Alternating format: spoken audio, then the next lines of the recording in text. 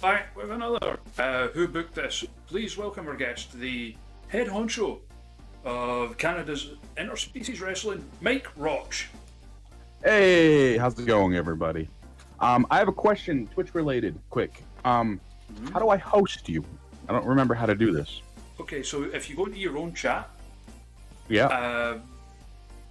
and just go to Somebody's saying that your mic go into your is own cracking. chat. Yeah, I'm going to fix that now.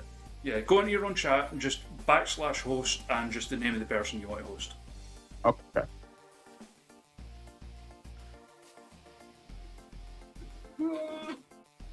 Right. Jesus, apparently I'm already hosting somebody.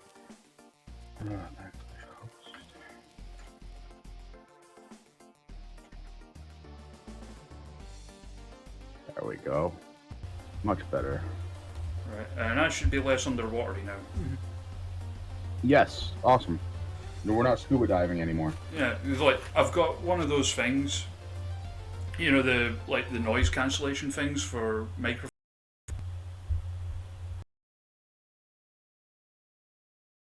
But it doesn't. So instead, it's just canceling you. Yeah, of course. But Hello, it doesn't seem to agree with Discord for some reason. So, it is what it is. So my voice quality might not be what it usually is, but that's okay. We can run with it. I don't hear anybody. Oh, do you know? Oh, shit, right. Now I need to change the... Honesty, fuck.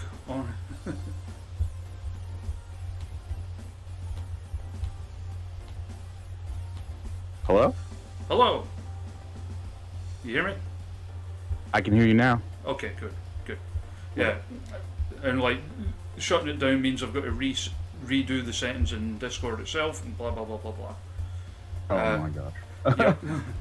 Well, we're here, and let's book some stuff. Yeah, haphazard intro aside, we are here.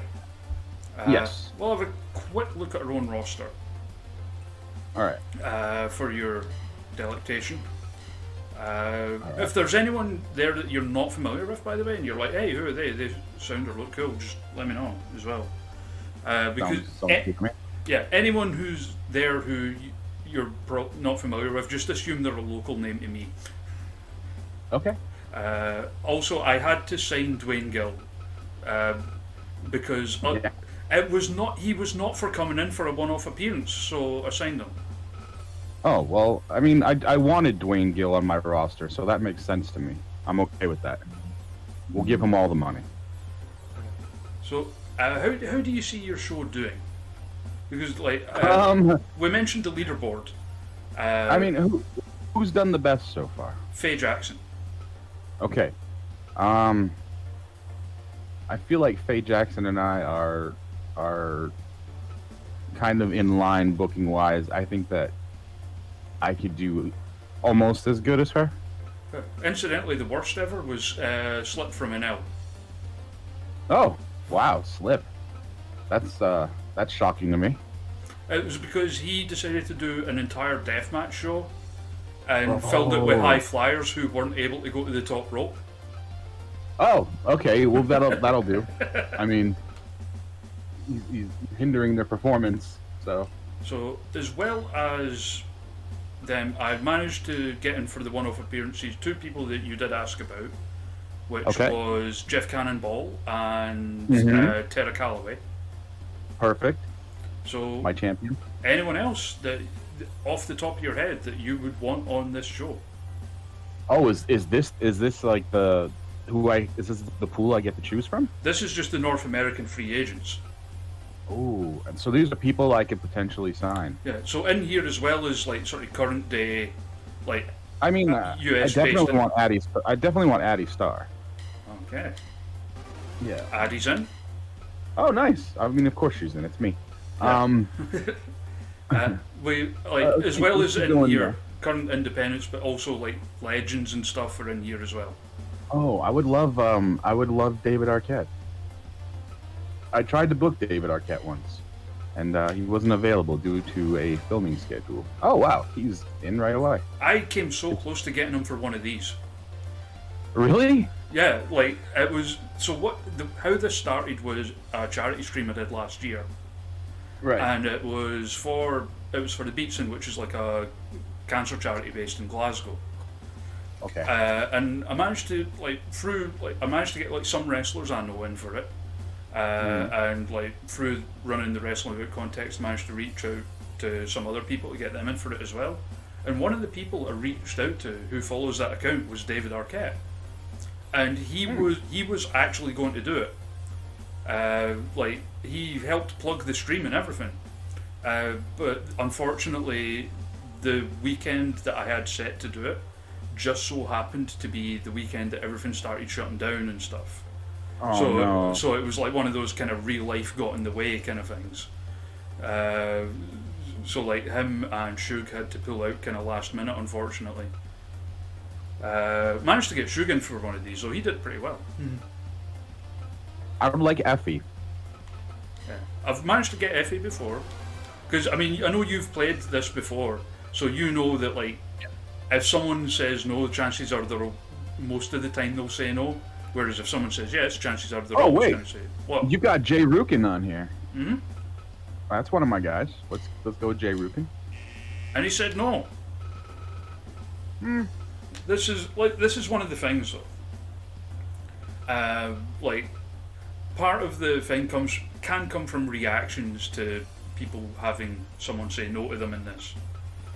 Like one of the lassies we had, Amy Alonzi, lovely young Irish wrestler. Her real life boyfriend refused to be booked by her in this.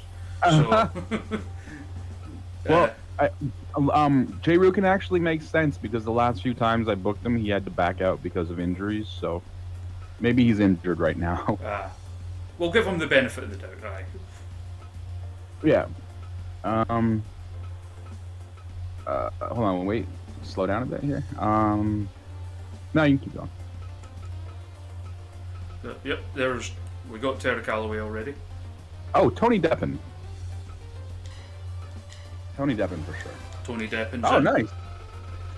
I mean, he's like a top prospect right now. So getting Tony Deppen that's a big get. Oh yeah, he's great. Big fan of his.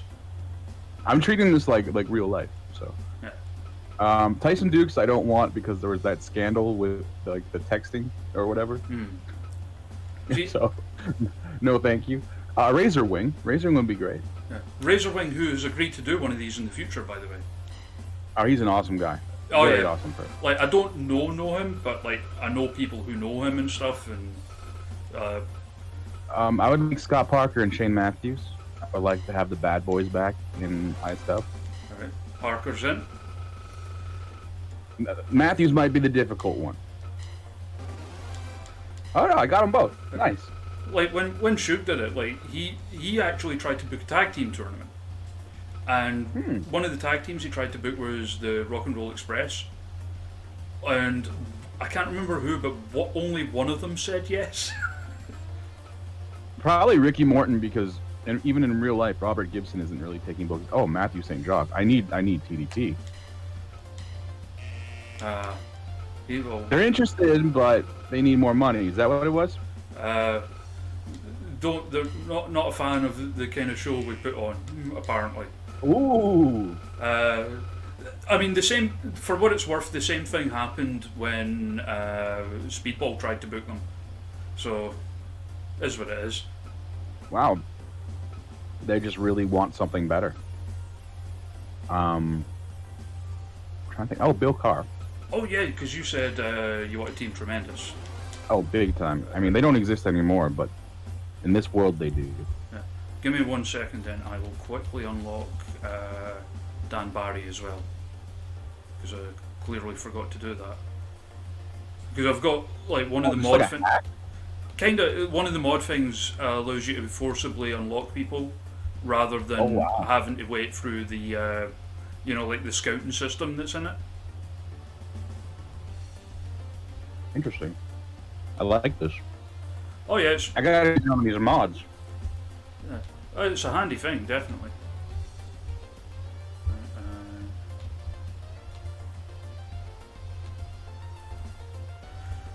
That and there. should be unlocked now. Like, oh man, there's so many people to choose from. Yeah, I've tried to go like really comprehensive so that if someone names someone, there's a decent chance I've got them. Do you have? Hey, Boomer Hatfield's a good one.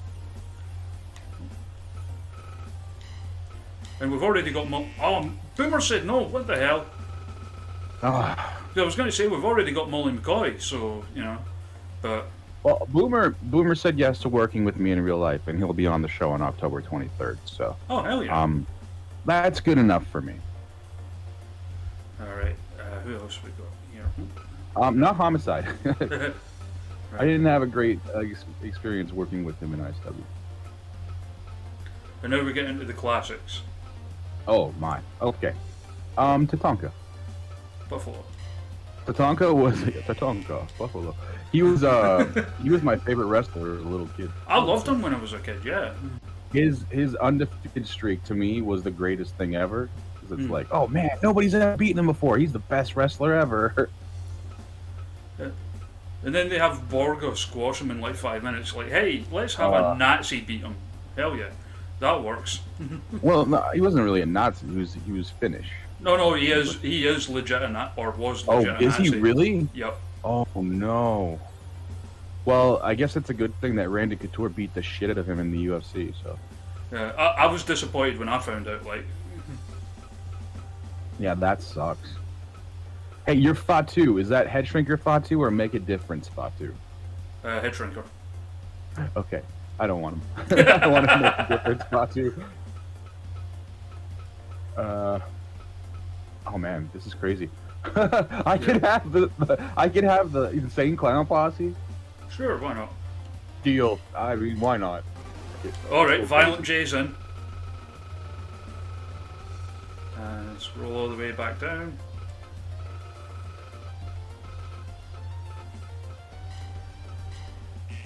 But not Shaggy Two Dope. Okay. Well, I mean, I got the member I like more, so. Alright, just get Doinkin maybe or something.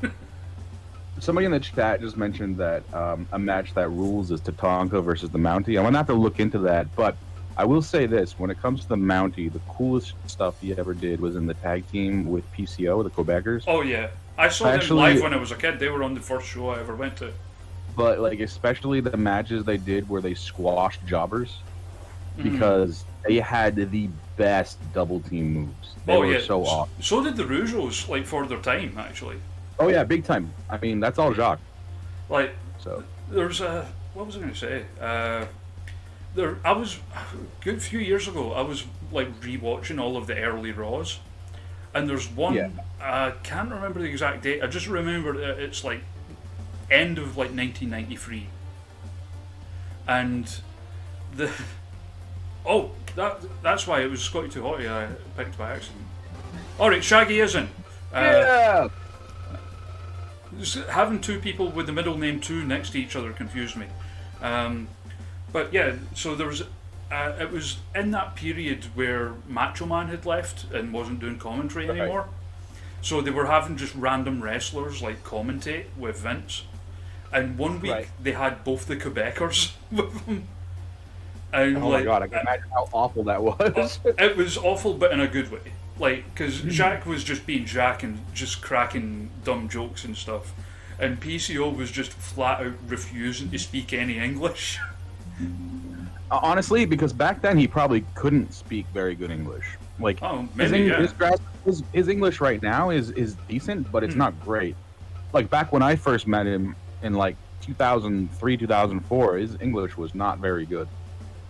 One of the things he would yell out in promos, because he had this, he started doing this gimmick where he had a blue elbow pad, and he claimed that made his arm stronger and his lariat stiffer.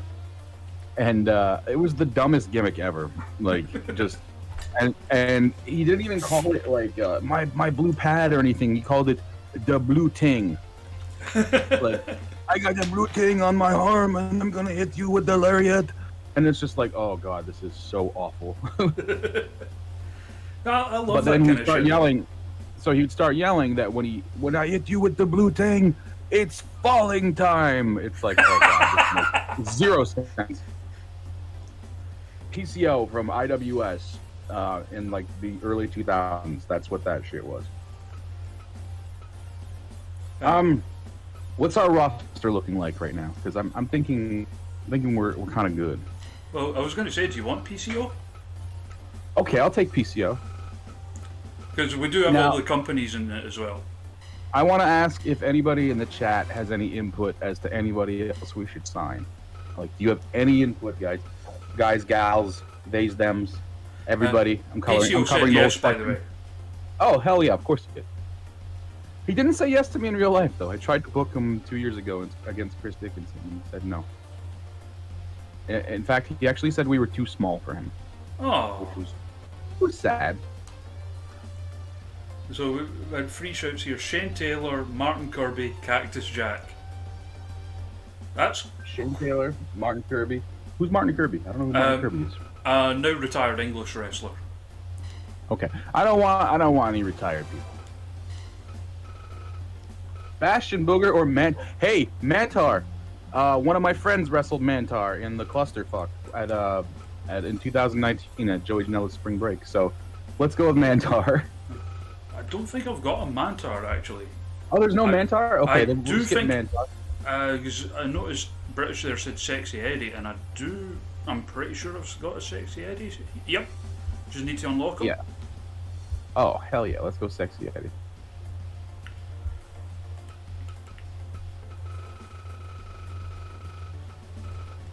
Mr. Ganasuke, somebody said. Mr. Ganasuke, his retirement match, he actually used Lego. Did you know that? I did not know that. That's pretty cool to me. I don't know. I know for a fact I've got Ganasuke, but I don't know if I've got him unlocked. I'll just double check that. Okay. This is where I need to look because then we'll check our roster and we'll start getting some ideas here. They're all in a weird order here. Because like there's bits like, as you noticed, I've got like all the old school WWF guys together, or in this case like the FMW guys all together. Right. Mr. Ganasuke, get him unlocked. Whether or not he says yes or not is another matter, but we can certainly try. Val Pancakes has requested the Repo Man. Repo Man is a good shout. Uh-huh.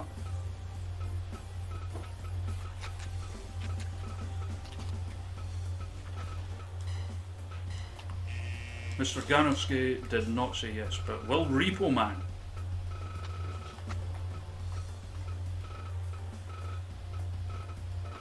I think Mr. Ganasuke said no because he's retired, and he knew that we'd make him do some Lego stuff, and he doesn't want to face that anymore. No Repo Man, unfortunately. Okay. Alright, so let's look over the roster and see what we got. Okay. Quickly look at book thing. So besides our own roster, which is a pretty solid roster if I don't say so myself. Right. Which now has Gilbert on it, or Dwayne Gill. We've got Addy Starr, David Arquette, Effie, Jeff Cannonball, Sexy Eddie, Terra Calloway, Tony Deppin, 3.0, Razor Wing, Team Tremendous, ICP, Shane Taylor, and PCO. That's our whole roster? That's who we've got at hand so far, unless there's anyone else you want. Can we add people down the line? Can we work with them for now? No, once you've done your card, it makes you finalise it, unfortunately. Okay, so let's add some more. Okay. And let's go with the indies for sure. Let's add some indie guys and gals.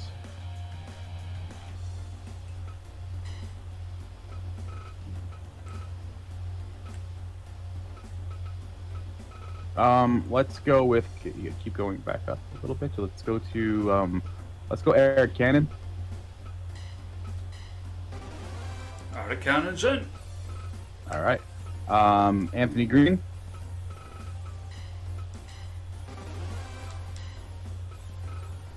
Got him. And let's maybe think about getting some more hardcore guys. Do you have a Matt Tremont? I should do. Not unlocked, but I will fix that. Oh, okay. Oh wait, so this this mod, does it just like find everybody? Yeah, well, the way it works is it's like a drop-down list, but It is right there immediately. It can be hard to find them because rather than having them all in alphabetical order or anything like that, it has them in just in the order that they were added to the save. Okay. Where the hell is Matt Tree? Oh wait, it's because I've got a GCW roster. You must be on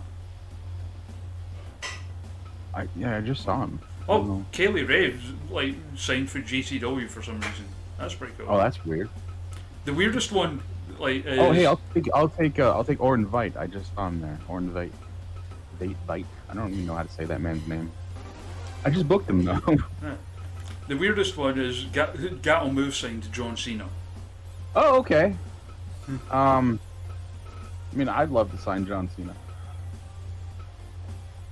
I think that John Cena would do well against literally anybody that I book, so. He's just got to hit the 5 moves of doom or whatever they are. I'm getting annoyed now. Where the hell's Matt Tremont gone? Huh. That's weird. He's probably in, like, some random promotion.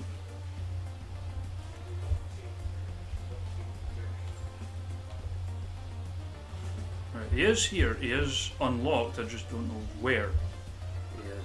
Oh, wait a minute.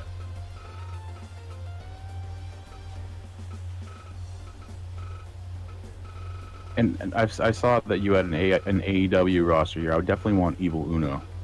Fair. We'll make that happen. I mean, former ISW champion. It makes sense.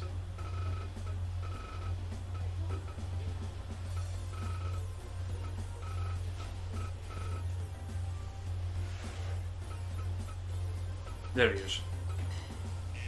Nice. All that, and he said no. Oh, he's staying retired. He doesn't want to fuck around. I get it. There's a lot of people trying to get him to come out of retirement. He's not going to do it for me. Probably, yeah. I'm not offering him enough money here. Oh wow, you actually got separated by faction. Yeah, so Uno. Oh. Is yeah. Let's take Johnny Silver. They're going to be my Dark Order tag team. Okay. I'm mixing it up. Okay.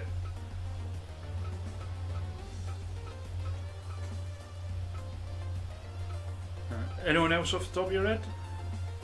I want more deathmatch people if there's any. Trying to think of who else. Do you have Chris Brooks? He's not a deathmatch person per se, but you know. Yes, I do. Somewhere. Where's DDT? I saw Kid Lycos. Brooks is in. I would like Kid Lycos as well. That's another great tag team for this. Oh hell yeah.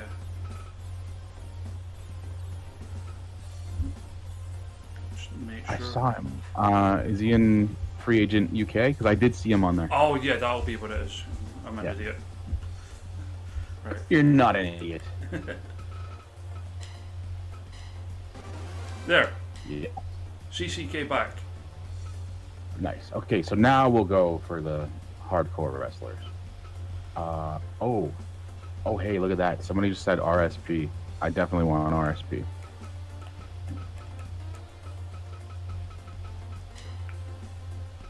Oh, wait, you got a whole 440 setup? I want Atticus as well. Oh, wait, that's GCW. I thought it was like a 440 setup. Well, I've got them as a stable in it, yeah. Oh, that's amazing. Marcus Crane. And G Raver.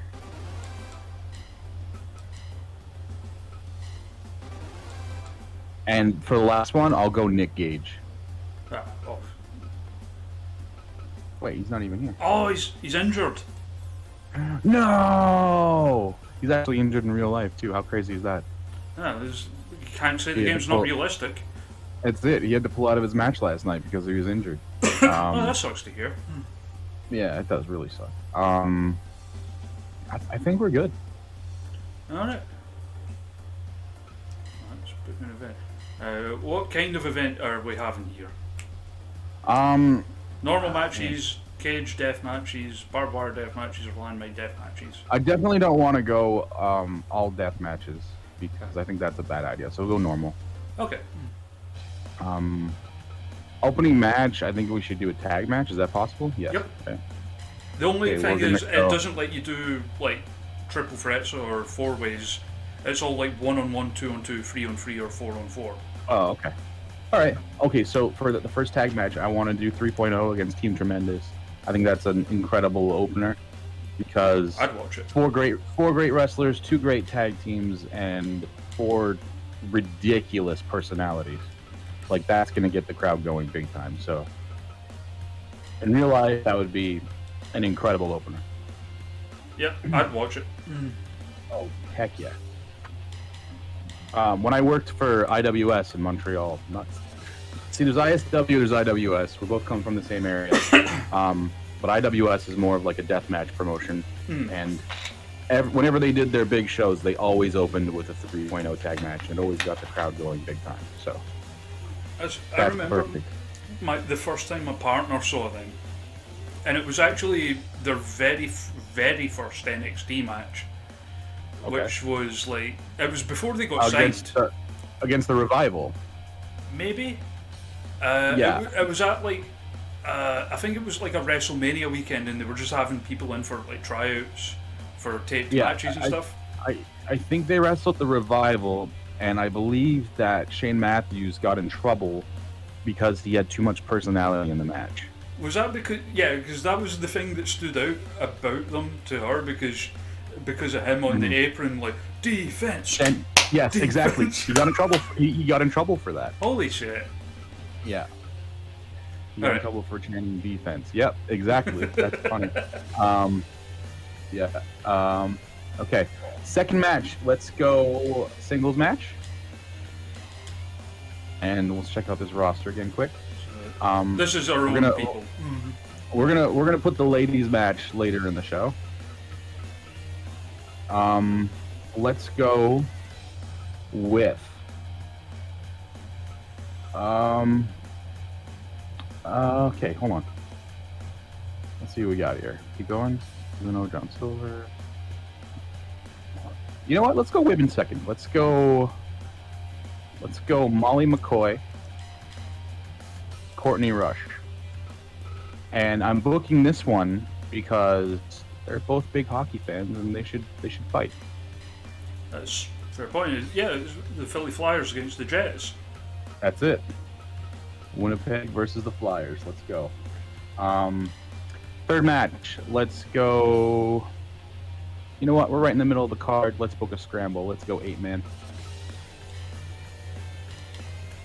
All right, let's check it out. Let's go. Mercurio actually wrestles locally where I live. Yeah. Yeah, he's based in Canada now. Yeah, he wrestles for Acclaim Pro Wrestling here in Ottawa. Let's go B-Raver, Marcus, Oren, and Matt Tremont, if you can find him. Oh wait, he said no. Matt He Tremont said no. Okay, so let's go. Can we back out and make this a 6-man? Sure. Okay. Let's go 6-man, and we'll go those 3. So G-Raver, Marcus, and Oren against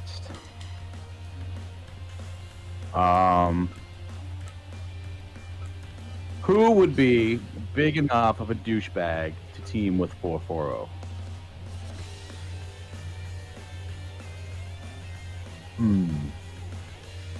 You know what? Let's go Team Canada. Let's go Addy Star. Let's go Evil Uno.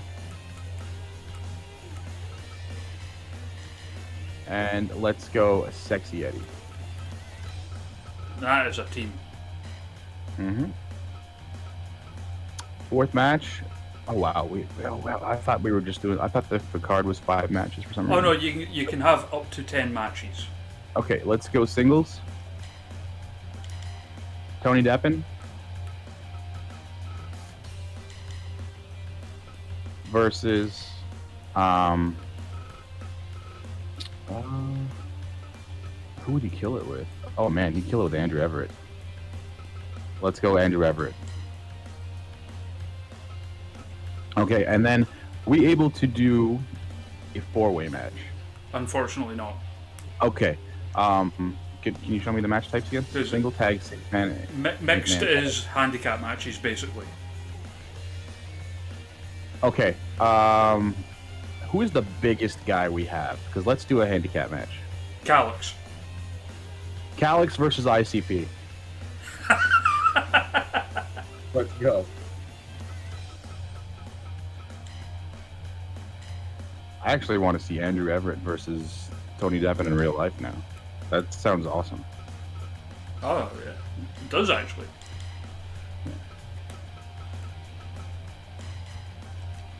Okay, that's a great match.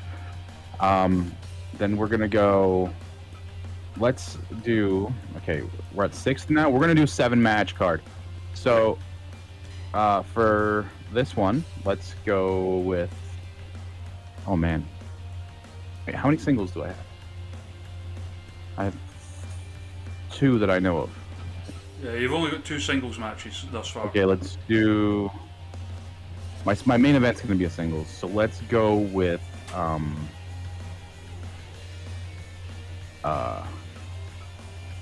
Wait, let's go 8-man. And let's make this as random as possible. Let's go David Arquette.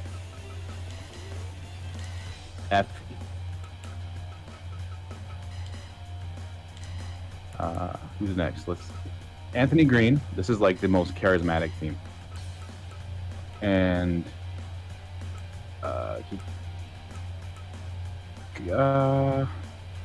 John Silver.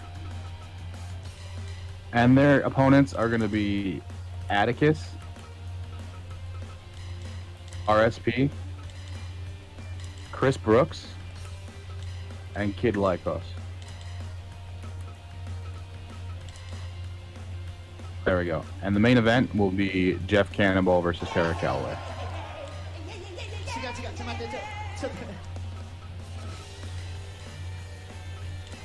And there we go.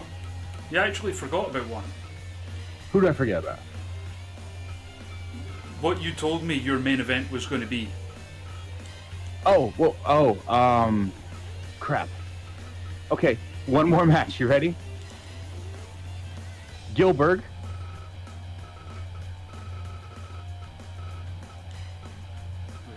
Yeah, we got him in the goal. Oh man, Gilbert versus guys. If you're on Twitter, you know who this person is. The most positive person on the planet. Oh, I thought it was gonna be Henry, but Jody works too. Let's go, Jody. I thought we were gonna do Gilbert versus Henry. Oh, we can do that after. Yes. Eric Cannon will be on the next one. I couldn't think of anything from in this one. Alright, so.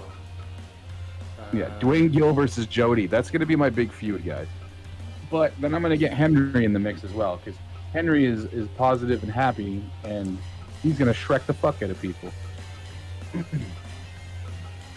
I'll tell you what, Henry's actually dangerous in this game. Is he really? Yeah. Well, we made his finisher like a sit-out powerbomb, and he killed a bear with it once. Oh my god, that's what he was talking about. I didn't realize he was in this, but that's incredible. Because he tweeted me saying something about how he beat up a bear. I thought he was just like screwing around, but that's incredible. Go Henry. Yeah, he's part of Henry's the greatest. Oh yeah, I love Henry. And he is part of our regular roster. Oh, that's incredible. I'm gonna put him in mine. I haven't played this game in a while. I need to get back into it. Henry the Bear Killer. I love it. Such a gentle soul, but has the ability to murder a bear. Okay. Confirm match card. Oh, here we go. Let's go. Come on. Yeah, Spike Dragonair, Henry.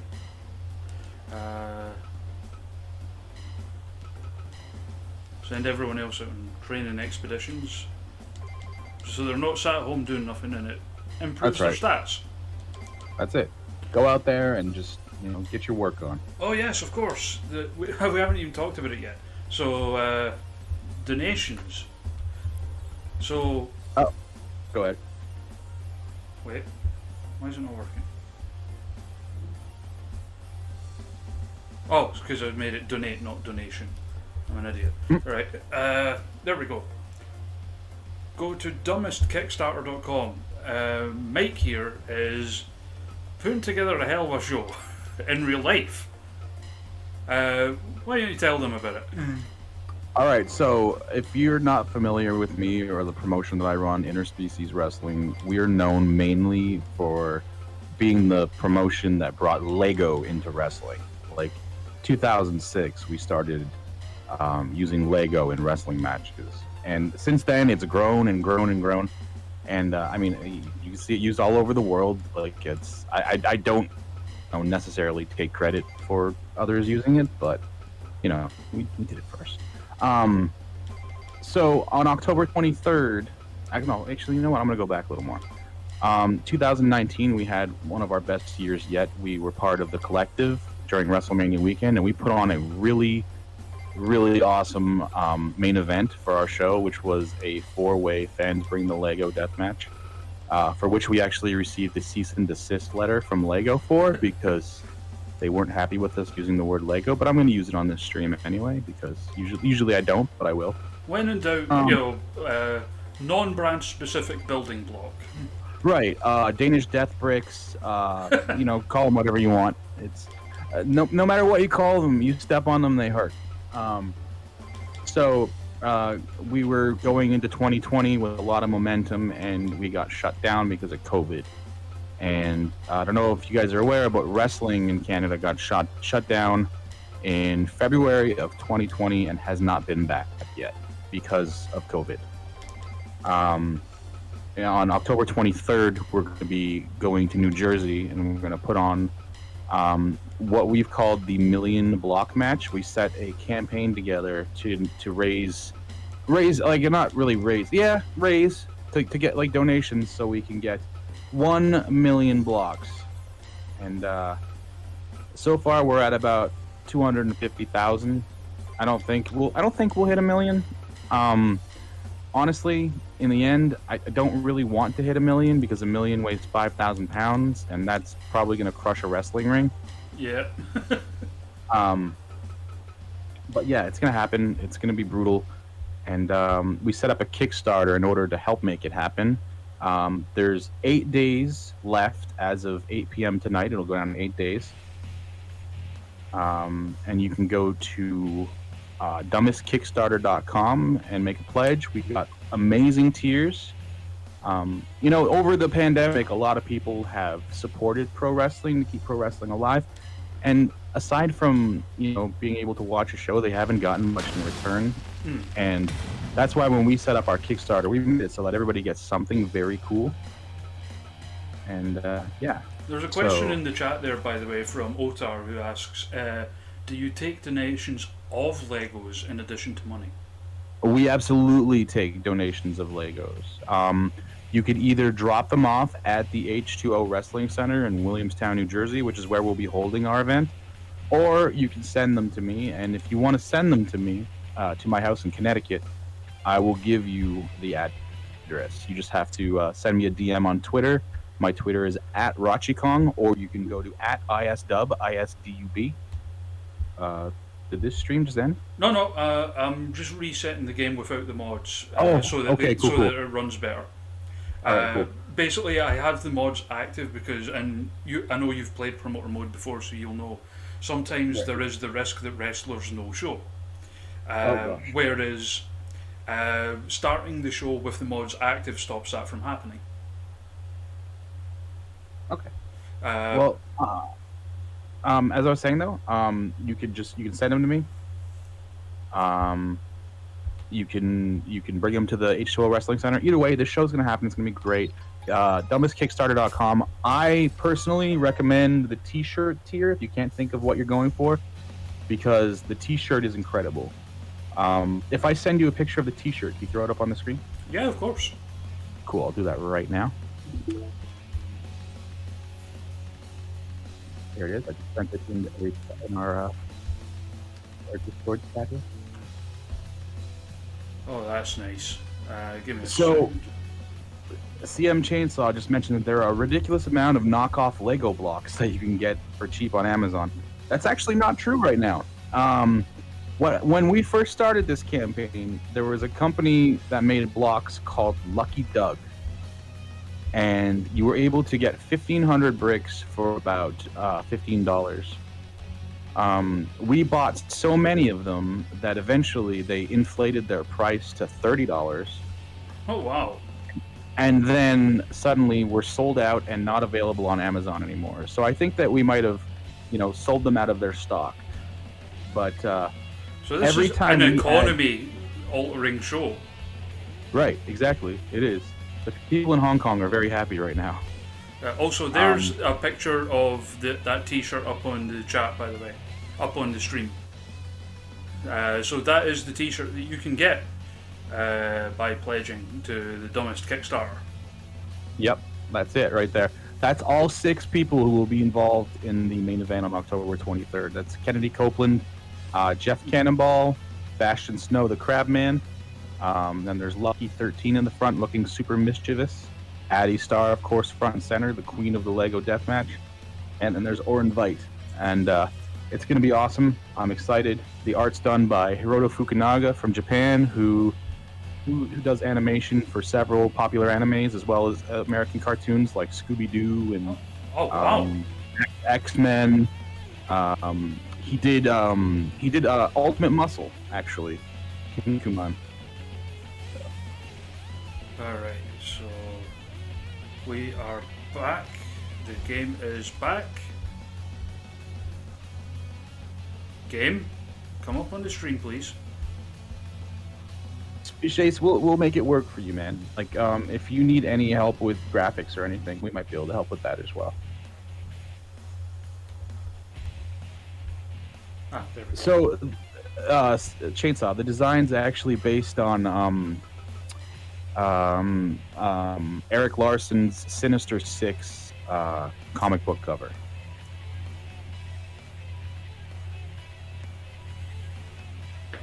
Alright, so it always takes a little minute to load the promoter mode. Oh, that's okay. I can keep talking. Probably because of the amount of shit that's in it that I've loaded, I've forced Dumbest into this game. Dumbest Kickstarter.com. The dumbest Go there. thing ever. Hell. As of this week, we hit our first stretch goal. Our next one, we're only $150 away. So let's just keep that going. We have it set so right now, if we hit $20,000, we're going to be forced to put on a deathmatch tournament. I mean, I'm realistic. I don't see that happening, but I just wanted to throw something super ridiculous out there just in case. Yeah. So what's the current stretch goal that you're aiming for? What does that make happen? Well, currently we're close to 10,500, which will give everybody from the T-shirt tier and above extra merchandise. Like, we'll give them extra rewards. Oh, okay. They're just extra perk tiers. Like, I didn't have any specific goals. Okay, so here is your card. You've got Team Tremendous versus 3.0. Molly McCoy versus Courtney Rush. Yes. G Raver's team versus Addie Starr's team. Yep. Tony Deppin versus Andrew Everett. Yep. Big Calix versus ICP. David Arquette's team versus Agus Kogar's team. Jeff Cannonball versus Tara Calloway, and Gilberg versus Jody himself. What a card. What a card. I should have did Tall Andrew versus ICP, but maybe that's a fight for another day. That's Otar holding that grudge from the Twitch Cup. Oh yes. So Andrew in the first round eliminated Otar's dad. I remember that. Drew Boy was on commentary at the time, and he's a bit of a sore winner. Oh no. I remember that. Didn't Otar get revenge? Otar did get revenge, that is correct. Yeah. I got my ass kicked by a caveman twice. Incidentally, we're now running with the ones that are either based on us or our original creations. We're running a big G1 style tournament. Okay. Johnny's in the lead in Block A. Oh wow. And Blake's in the lead in Block B. Johnny's gonna win everything. Again. But we have a very real possibility of a Johnny Blake final. Oh my goodness. Wait. What song is he coming out to? Hawaii 5-0, or a remix of it. That's exactly what it is. That's amazing. Bill Carr, ladies and gentlemen. Also, by the look of it, I forgot to set it so that they come out as a team, but that's neither here nor there. Well, right now they're not a team, so it makes sense. Bill's part of a cult in Ring of Honor now, so. Of course he is. Yep. That's how wrestling works. Yep, exactly. Oh my God, Big Hands is here. Yep, Big Hands Johnson, our senior official. Not to be confused with senior official, who's our junior official. I was gonna say senior in rank or senior because he's old. Yes. His hands are just so big and muscly from all the counting he does. Oh man, Big Magic coming to the ring. The master of the Boston Crab. You cannot mess with Big Magic Shane Matthews. And Scott Parker, who looks exactly like Shane Matthews. There's a finite number of faces in this game, although some people have done a fantastic job of making custom faces for wrestlers. You'll see some of those in the course of the show, I think. Someone did a fantastic Danhausen one. Oh, really? Yeah. That's awesome. Okay. Collar. Oh, wow. Tie up takes him right over. Dan Barry. And another one. Dan Barry is apparently very skilled in judo in this game. Ah. Who would have known? He just nailed him with 2 judo throws, and now he just elbowed the shit out of him. So who... Oh, I can get the bets up as well. Oh yeah, the bets. We need the bets. Personally, if I was to book this match, I would book Dan Barry and Bill Carr over. So let's see if the game is in line with my booking. Alright, so...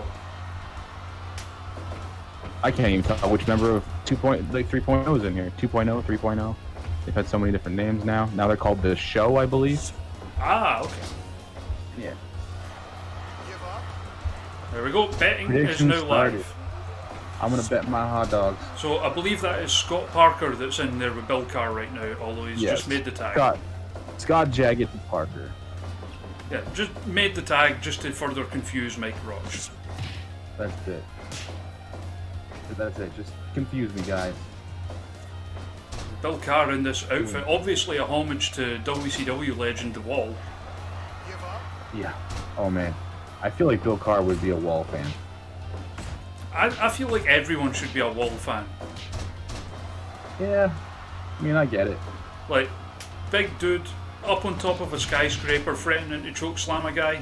You know. He also did that weird gimmick when he was part of XPW, where he wore like the S&M mask. Oh yeah, I forgot about that. The name was Snuff. Yeah. So, wait, who are the sponsors for this show? Because I see. They are the made-up sponsors that you get once you've been at it a while in the promoter mode. Oh really? Yeah. That's interesting. I see like one looks like a fake like Little Caesars. Yeah, it's Princess Pepperoni. Oh my gosh, that's hilarious. Or Prince Pepperoni, I beg your pardon. Prince Pepperoni. There's we don't have it right now, but there is legitimately a sponsor called Burning Hammer as well. Wow. Prince Pepperoni though, that's incredible. Come on, get in the ring. Yeah. At least it's Japanese rules, so it's a 20 count, not a 10. Oh. You know, on my shows we don't do a count out, but I think that if we did, we'd definitely stick with the 20. Beautiful tandem powerbomb. I mean, Bill Carr is a powerhouse. yeah, I was going to say, you're not outpowering Bill Carr. No way. No, Bill Carr should fight ICP all by himself. I think that every show, depending on how ICP does, will do a handicap match against ICP. I'm for it. If only there was a school bus for Mike Awesome to powerbomb Shaggy off of. Otar, that logo, I believe, is where Hannah got the inspiration for her logo on her page and whatnot.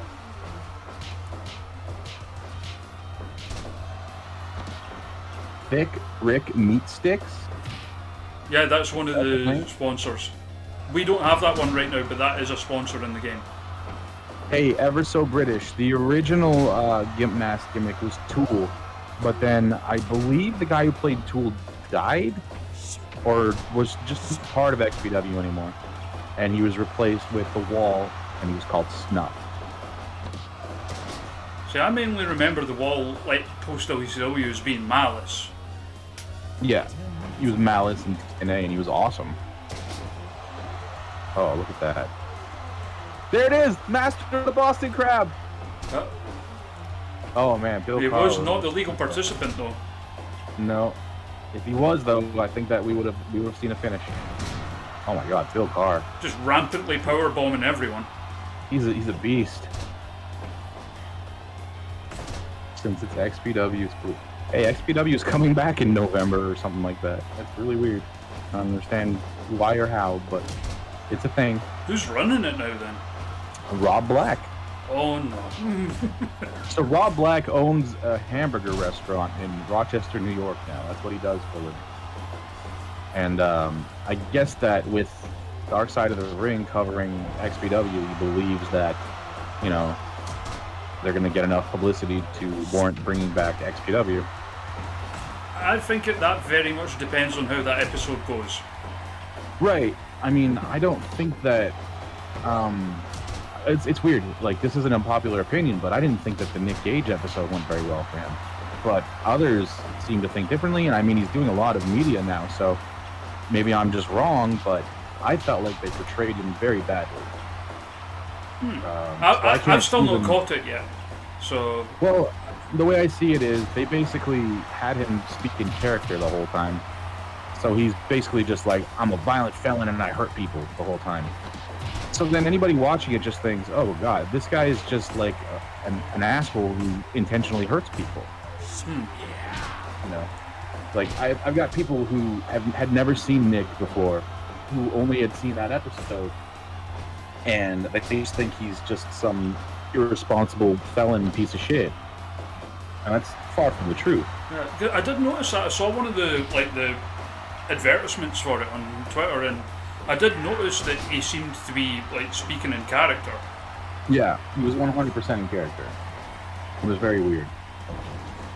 But I figured that was just to, you know, promote it. Yeah, I mean, and that narrative also helps the whole Jim Cornette thing, where Jim Cornette will just be like, "Oh, he's a bank addicted drug robber," as he keeps calling him. So, I mean, his fans are just insane. So, as we witnessed on AEW last week. You know, I better watch. One of them's going to tag us in the stream. Okay, let's go. I mean, like Jim. You'll get like Jim Cornette fans like tagging the stream now. Like, Jim, look at this. Oh God, of course. This guy you've never heard of said these things about you. For what's worth, not even a Jim Cornette hater. Like, I think a lot of his opinions are bullshit, but often on those Dark Side of the Ring episodes, I feel like he's the best part. I feel like his insight's as a incredible. historian, he's fine. But like when he talks about current wrestling, I believe that like he exaggerates it because he knows the reaction it gets. Absolutely, it's outrage, like outrage, like culture or whatever. And He's being angry because he knows these people will latch onto it and buy T-shirts. Yep, and like you always get like the people like who don't like him going, oh, You know, like, oh, he's not relevant anymore, blah, blah, blah, blah. But it works. It works every time because they Right. fall for it every time. Right. And it's weird because I find myself agreeing with him a lot. But, you know, there's like all this stuff, like anything. I think he just has a real hate on for what's good right now, you know? And that's just his issue.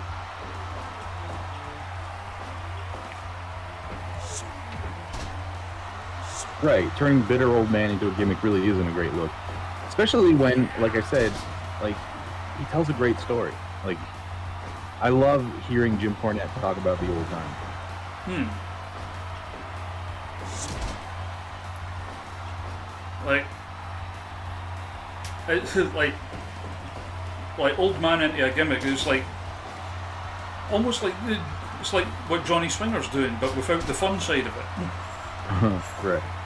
Because at least he's doing it with a knowing wink and stuff. Oh, come on, this match should be over. They've been powerbombed to death already. Oh, you fools! Huh. Whoever made this Dan Barry did a great job because Absolutely. he's deceptively athletic, just as Dan Barry is. I think it might have been Avenger 3 who does a lot of like real life wrestlers on the workshop and always does like a bang up job of them. That's awesome. I remember like I was doing a stream to plug one of our shows once, and I did a simulated match card. And I don't remember the person, but somebody messaged me and they made everybody for me. It was incredible. Like when I make characters in this game, I make Brock Lesnar with a Lego head and call him Block Lesnar. You know, like that's what I do. I just try to have fun. But this is very cool. I let all you people who are great at making. Oh my gosh, they just knocked heads again. I let all you people who are great at making these creator wrestlers do the rest. Yeah, like the ones I made are like real actual wrestlers that I've made are generally ones that nobody else has done yet. Like Right. I've done like a lot of my local scene in that, for example. For sure. Plus, I think the only international ones I've done myself are like the Terra Calloway was me. Nice. I did Max the Impaler as well. And Oh wow. Max versus ICP would be something. I don't think they'd live. I'm sure there's more, but my brain's like blank at the moment. Like non-local ones. There was like for the like UK and Ireland scene, like nobody had made like Debbie Keitel yet, and she's like someone who's doing really, or like pre-pandemic at least, was doing like really well for herself. But the only sort of Scottish and Irish ones that had been made were just, you know, NXT UK people and Drew McIntyre. yeah, the like main roster ones like Drew and Nikki Cross and that. And besides them, it was just like NXT UK people and like a handful of the more obvious ICW names. Did Nikki Cross's husband get released? Yes, he did. That sucks. He's so good. Oh, he's fantastic. Like he was a regular at like my local promotion before he got signed, and he had some like fantastic matches there. Oh wow! Somebody just said that nobody's made JTG yet. Really? Or current Yeah, day we need- GTG? We need JTG. Chainsaw Nikki's husband is Killian Dane, Big Demo. Big Demo. Hey, is He's there another a way, guy that's deceptively big, by the way. He's huge. Is there a way to make like Shad Gaspard, but for like an alternate costume, make him Kratos? Since he was like That would be the nice. body, he was the body model for Kratos He in was. this game of the new God of War. Oh yeah, Chainsaw, they've been together for like years. Like proper Yeah. years. They got married like less than 2 years ago, I believe.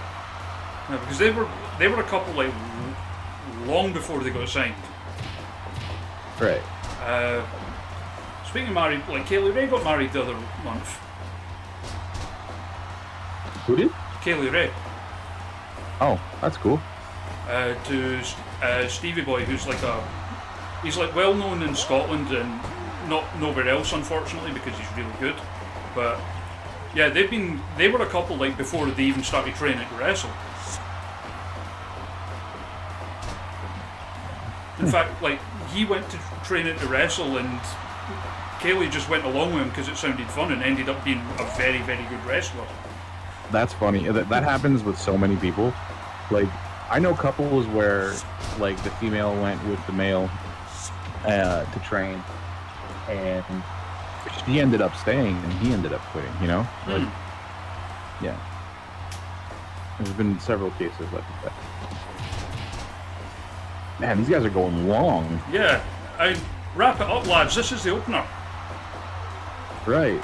Leave some for the rest of us, fellas. I'm gonna have to cut the other matches short now.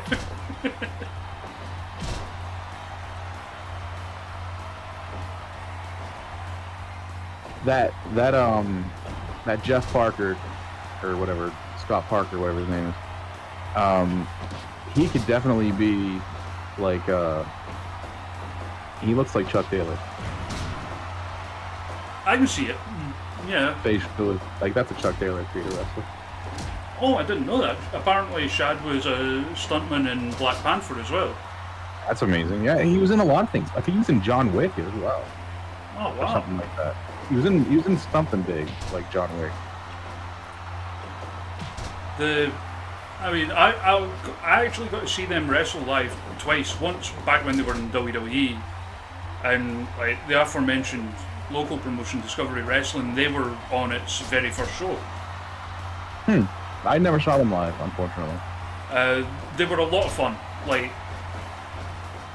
I mean, I know there was, like, when they got booked for that first Discovery show, there was some fans who were kind of like, you know, like, oh, Crime Time, like, you know, old WWE thing. But they came out and they got the crowd, like, pumped up, and they were very, very good at it. I mean, yeah, like, that's what they did too. Like, when they worked for WWE, like, they got the crowd going. But their wrestling was almost like second nature, almost. Like, it wasn't as important as the whole Brooklyn money thing. I mean, they were still doing that stuff, like, you know, like the old catchphrases, you know, the money, yeah, and all that. But the crowd ate it up. Of course, it's awesome. Oh my gosh, Bill Carr, what are you doing? Like, that's the thing with that company. It's like a family-friendly company, but not like overly kiddie-ish with it, if that makes sense. Right. But they've had like good imports in, like they had like the Bucks and Kenny Omega, like before AEW was a thing. People like that. Cool. Chris Sabin used to come over a few times as well before he sadly got injured again. I think I saw Kenny Omega versus Kushida on a show once live. Oh wow, that would have been way, way back in the day. I think it was Kushida, because I know that Kushida came in and wrestled in my city before for C4. There was a three-way. It was Kushida, Evil Uno, and Halawiki.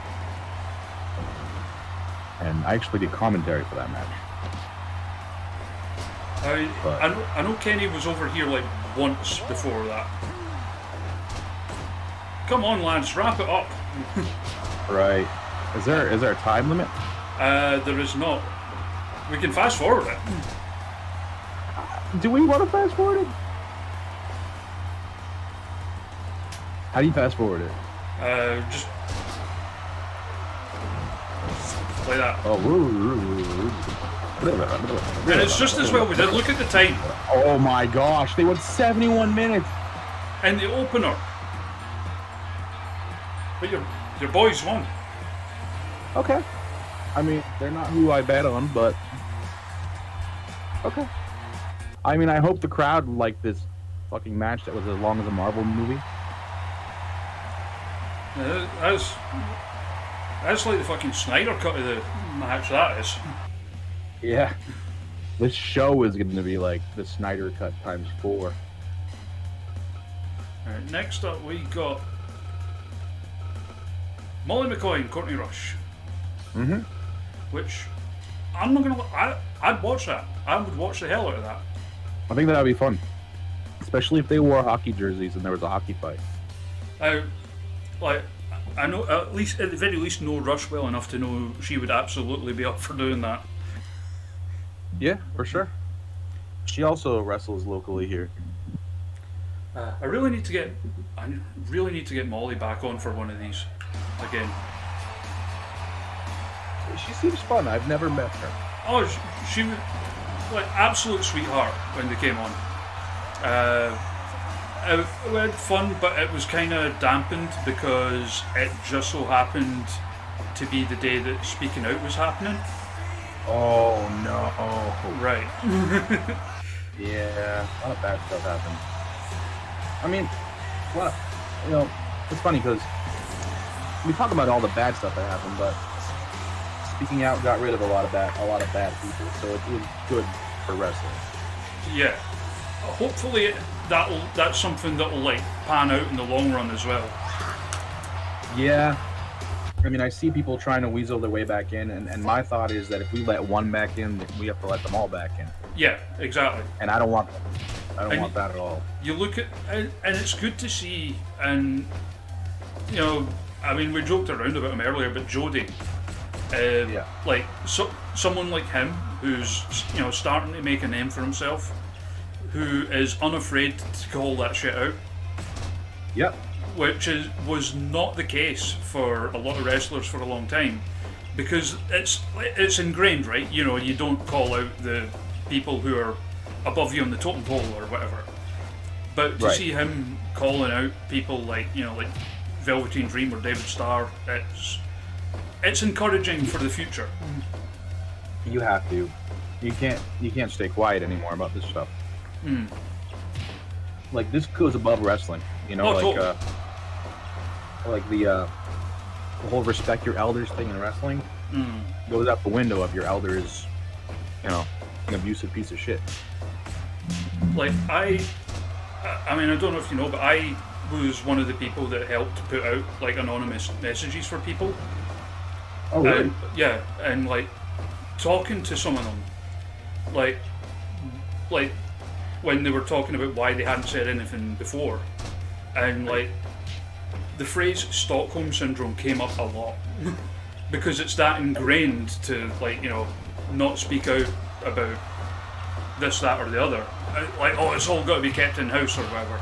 And it's good to see that like so many of them are like just stepping up and going, you know what, no, because it's not right.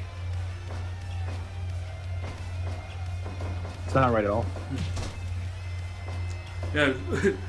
So yeah, putting those messages out when we had Molly in was one of the one and only times we've had actual trolls in the chat. So there's that. Oh no, really? Yeah, only a handful, thankfully, but yeah. But in regards to Speaking Out? I think so. It's the only explanation I can think of. So, but that's definitely the downside of streaming. Like, you get the edgelords who think that they can just safely say whatever the fuck they want behind their computer. Like, one time we were playing Jackbox and some guy came in and joined our game. He acted like he was going to be all nice, and then we've had that before. As soon as the game got started, it was just racial slurs, and it was right after Chadwick Boseman had died, the Black Panther, and this guy was making racist jokes and jokes about cancer. And I don't fly for any of that shit. Totally. Like, go fuck yourself. Yeah, I mean, like, we're lucky. I mean, I'm not a big time streamer or anything like that, but we've got a cool wee community here, I think. Like, everyone's real nice, and anyone who comes in with that kind of attitude, they kind of get found out real quick and just ejected. Yeah, I feel that. Like, it's hard to, like, because you can't just block people from being able to see your stream, right?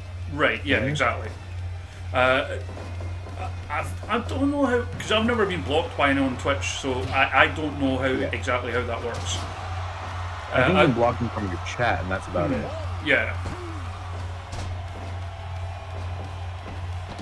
Because, like, even without an account, you can still watch a stream. Right. I believe unless it's, like, marked as, like, like mature audiences only. I think you need to log in for those ones. But apart from that, yeah, I don't think there is any way around it. Unfortunately. That's unfortunate. Yeah, that's unfortunate. Like, the person who came in and was, like, saying all that stuff, too, like, they had a friend with them who was, like, basically saying the same things, and it's just like, come on, you guys, like, get a life. Yeah. Oh! Almost a 3.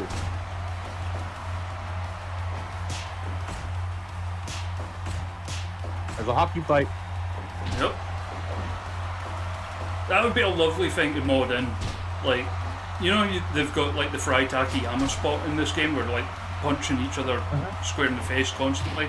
If you could do that by like pulling a jersey over like the head or whatever in the game, that would be cool. That would be hilarious. If like you could make that move. There's because there is some visual mods that you can do for like move specific stuff, but I'm not sure how to do it. I'm not good enough with that kind of side of things. Because I've seen now, it like someone made anybody like watching can pull that off. Let's get a hockey fight mod. Because I did see one. I think it was, and some of the chat will know who I'm on about. I think it was Iggy that did it. Someone made like Kiryu from the Yakuza games, and made like an entrance taunt where he does the thing where like he whips the jacket off to like expose the big tattoo on the back and shit. What? And it looked cool as fuck.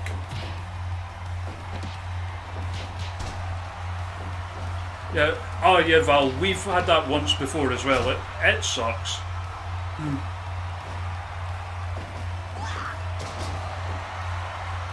And it's disheartening, you know, because it's actually turned me off of doing Jackbox. Generally, when I do Jackbox now, I just let the chat. For the most part, I just like let the chat regulars in, and just like, you know, like privately message them the code or whatever, because, you know, in an ideal world you would just be able to have anyone and everyone come in with you and have fun, but it doesn't work like that, unfortunately. Some people just want to steal your sunshine. Yep. Oh, Aurora Borealis suplex. And it's over. The Jets win. Yeah. And I mean that's who I'd want to win because Canada. So.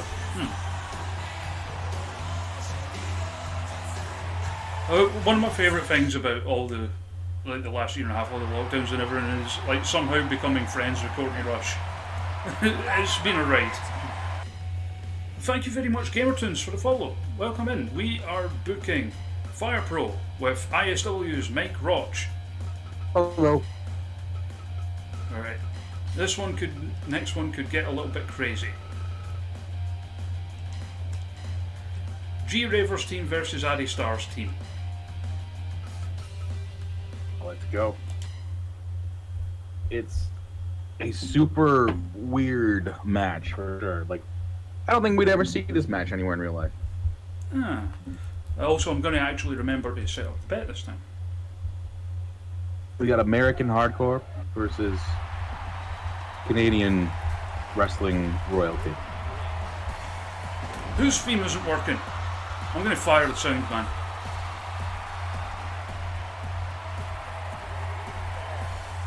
I'm going to need to note these down because this is why I don't.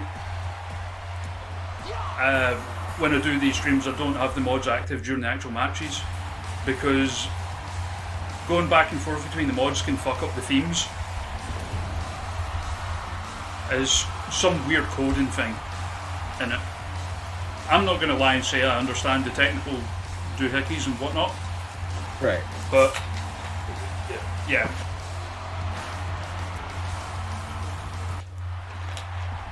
Hornvike kind of has some tiny hands. I've never actually looked at his hands in real life, so I'm not sure if this is realistic or not. It's to balance out the discrepancy of Big Hands Johnson.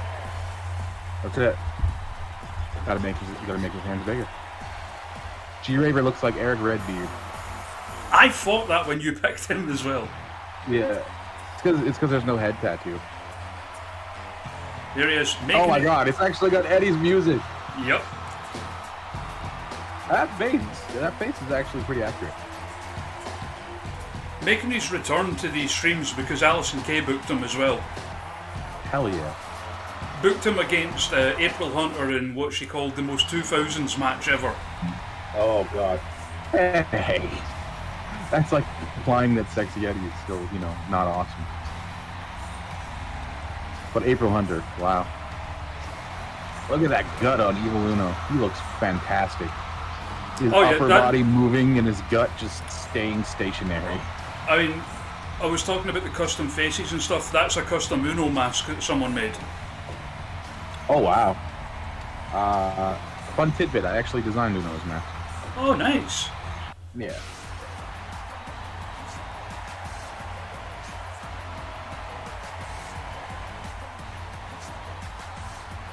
Oh my gosh, you got everybody's music in here. This is amazing. It took a long ass time to do it, but yeah. That's why I was so frustrated at some of them not working. That come on is very Addy Star. Come on. Who I've only ever got to see wrestle live once, unfortunately. Where was that? That was in Glasgow against Jayla Dark. Okay. And it was a fantastic match that Sod's Law ended in a no contest because of interferences and whatnot. Damn interferences. But I can't remember the name of the song, Jim, but it's by Mindless Self-Indulgence. It's called Shut Me Up. That's it. Yeah. Marcus Crane looking like Rob Zombie.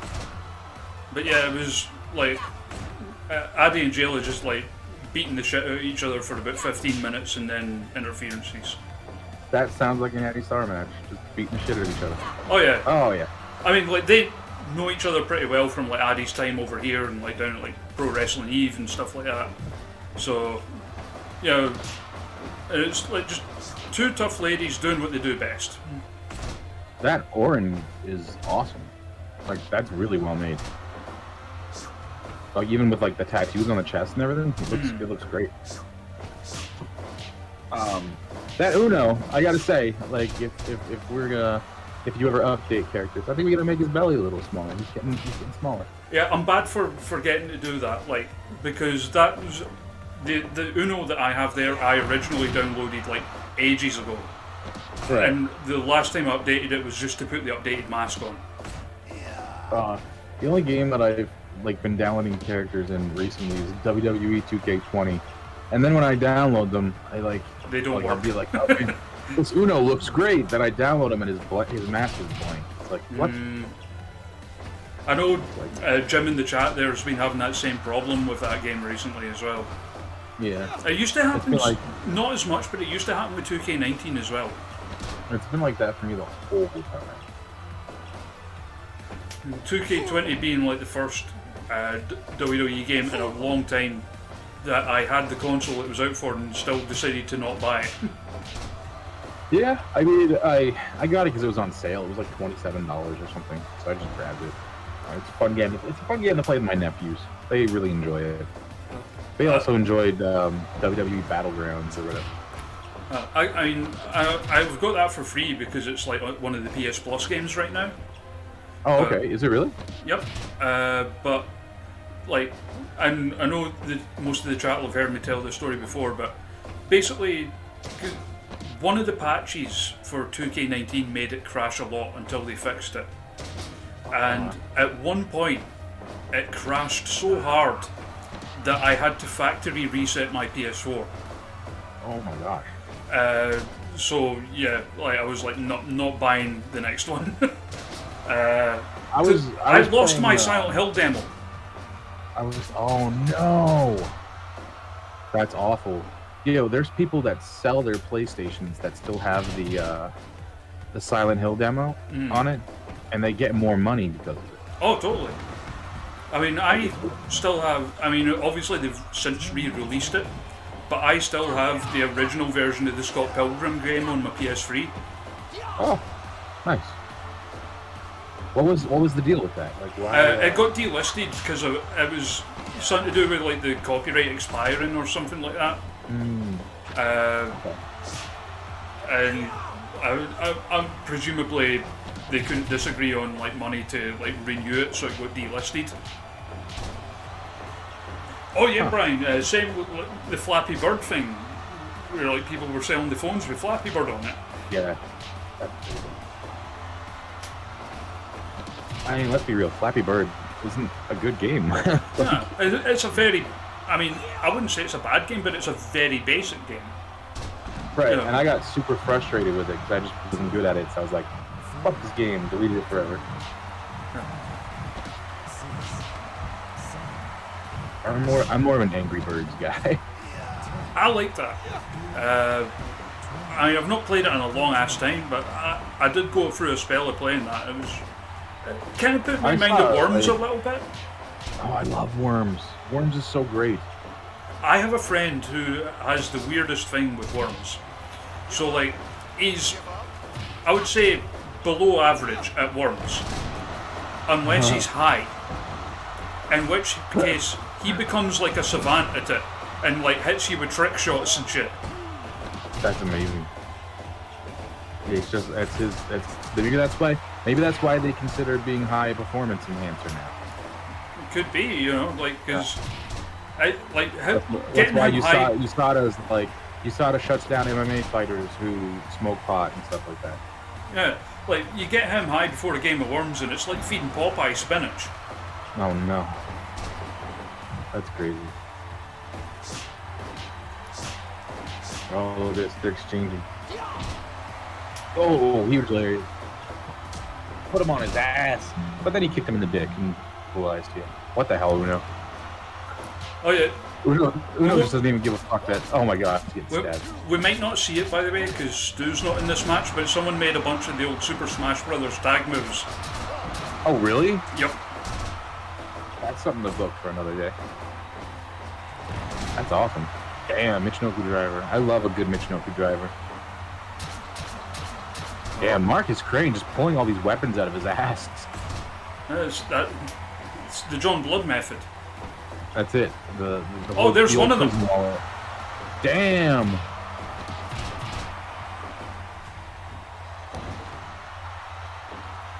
Marcus Crane in his prison wallet pulling a scythe out of there. Maybe Mr. Pogo's entire body's up there.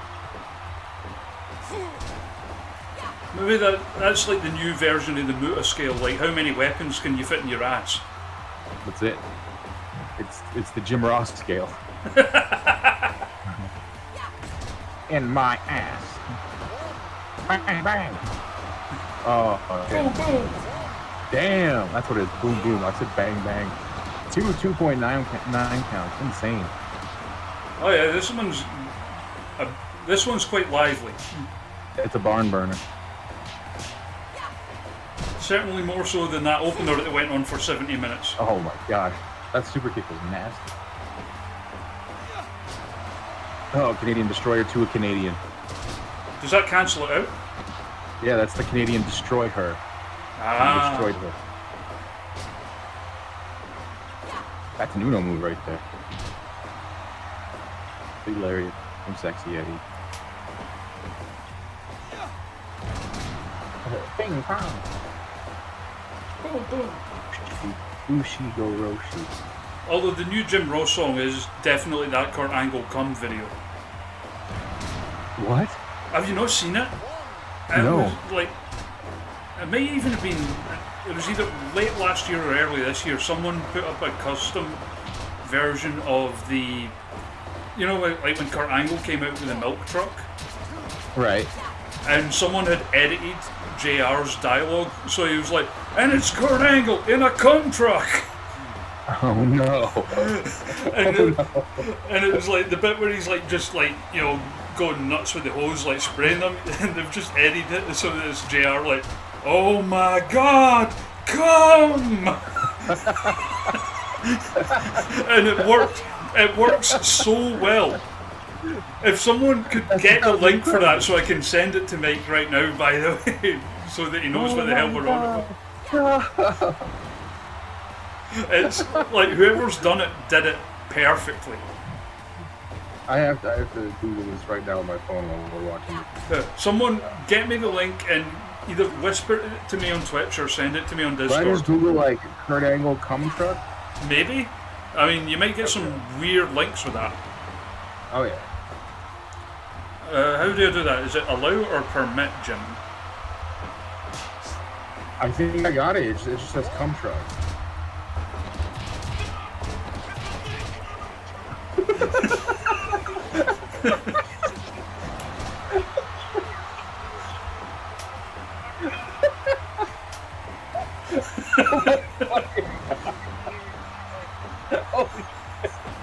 Oh my god! I don't know how you've not seen that because it was all over wrestling Twitter for like a solid month. I'm gonna die! It's the What slowed down, oh my god, cum that gets me every And it's the time. fucking, while he's got like the blurred out hose. Yeah. Oh my god. Oh my god. Oh my god. That's insane. Shut up, Jim Cornette. Oh my god.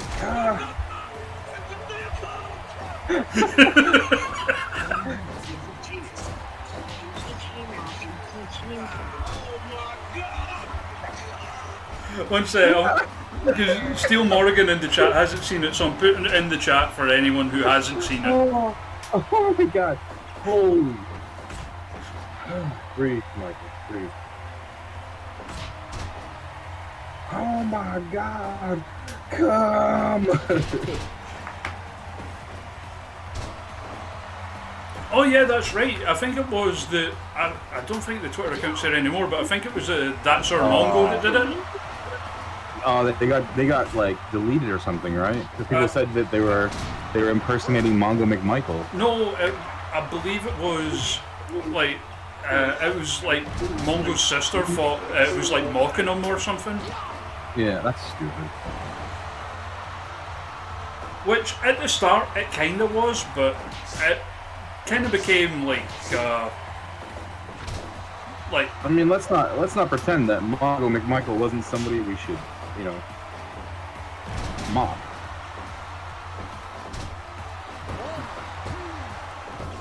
Oh, there we go. Team Canada wins. Of course they do. Yeah, I should have known that song because like back in my old hometown, one of my friends used to play that at parties all the fucking time.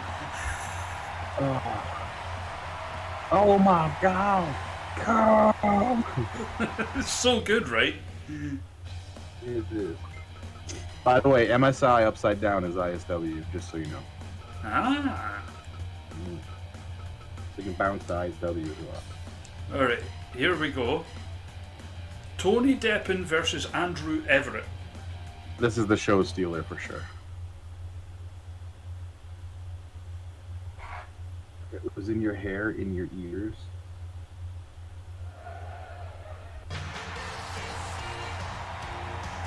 Oh, awesome. I couldn't not give him it. You had to.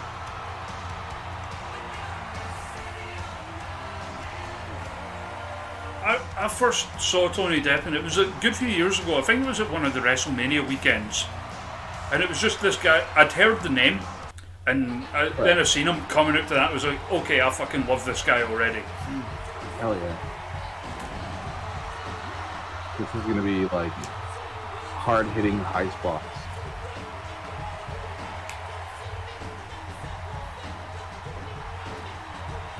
So what is CRW? Is this the name of the promotion we're booking right now? Yes, completely real wrestling. Oh, okay. Well, it is completely real. I mean, look at those hands. He started the match by kicking him in the dick. That's a very Tony Deppen move. Not 2 days after his birthday as well. Dick kick after your birthday.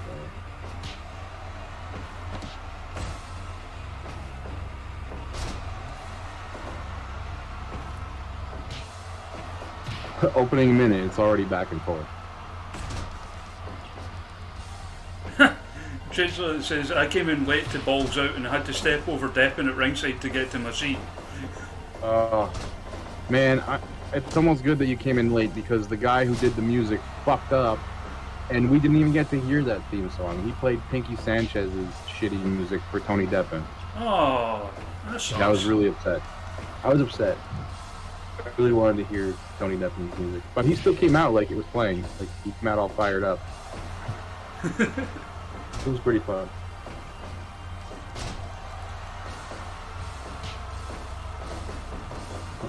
We pet this kitty and do things. No, that's amazing. I mean, as far as I'm aware, the only... Because it always sucks when there's a music fuck up. Unless the wrestler leans into it. Right, exactly. Like the most famous ones, like that one with the Colony, where their music stopped so they all paused. And they paused, yeah. And then Larry Sween's cackle in the background. That's the best bit about it. It was amazing. And then there was like, what was I gonna say? There was a show in Connecticut where Akuma was wrestling against Slick Wagner Brown, I believe. And Slick Wagner Brown came out to DMX, but when they announced Akuma, they played his music, so Akuma had to like improvise and come out to DMX. Huh. Yeah. I'm trying to think offhand if I've seen any like that. I can't think of any offhand. I mean, back when I used to go to ICW shows, it was usually mic fuck-ups. Mic fuck-ups happen everywhere. That's like probably the most common fuck-up in wrestling is in mic fuck-up.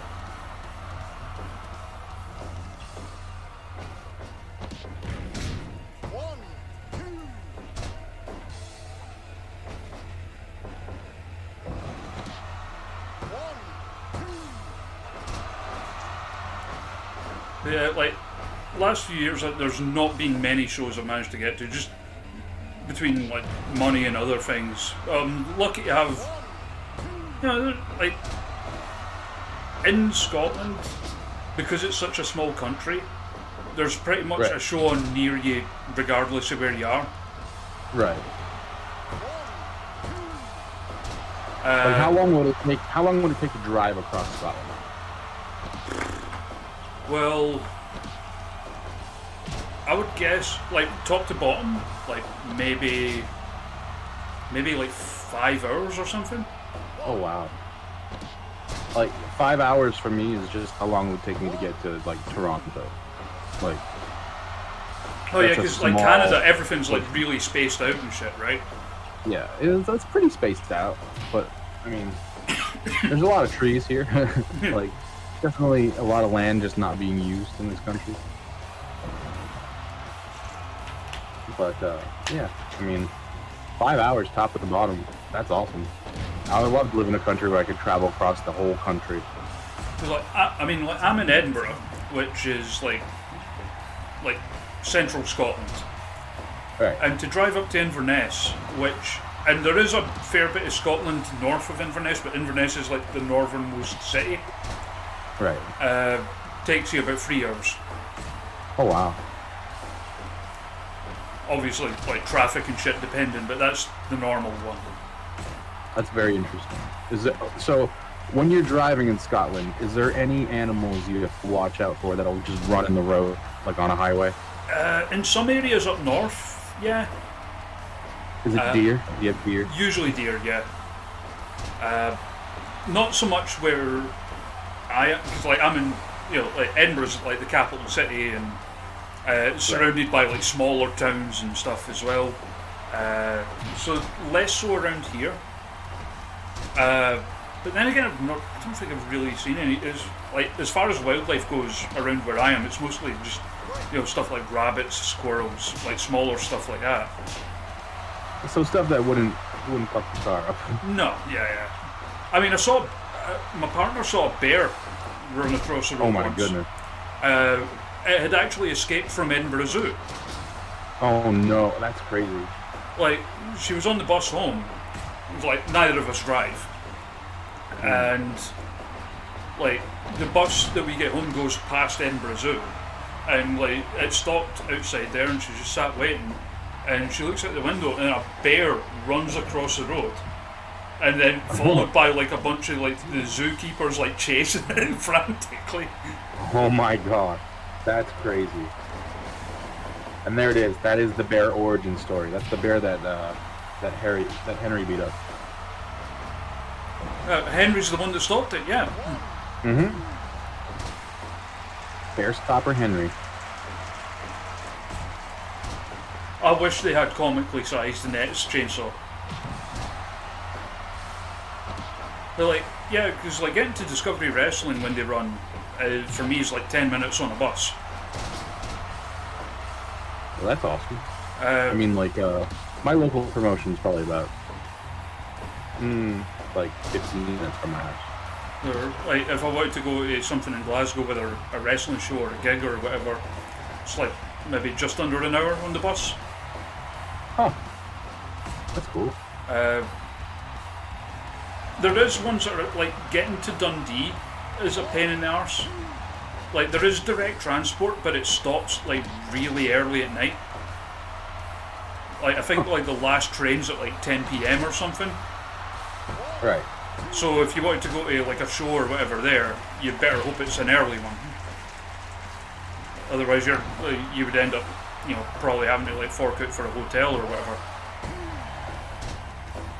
Damn, these guys are going all in on this match. Oh, Deppen ran into the corner post. What a fool. Just fatigue. I mean, you did say this was going to be the showstopper. Definitely. They've had several 2.9 counts, so I gotta assume it's gonna be over soon. Oh, now they got to the point where they're just punching each other's faces in. Beautiful drop kick. Oh, just boffed them in the face there. That's it. There's nothing pretty about that. Just a straight shot to the face. Beautiful. Whoever made the Andrew Everett did a good job of it. Like, not just how he looks, but the way he acts and stuff.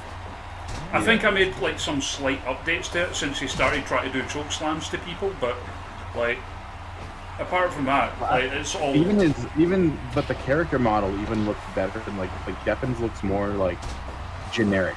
Like it's the game model basically, but Everett's looks like they somehow updated the model. The strike exchanges were not in the old Fire Pros, Jim. That's the big new one brought in for Fire Pro World. I mean, like in custom faces, the Courtney Rush earlier had a custom face. Really? Was it actually her face? Mm-hmm. What? I didn't see that. Like, I didn't notice that at all.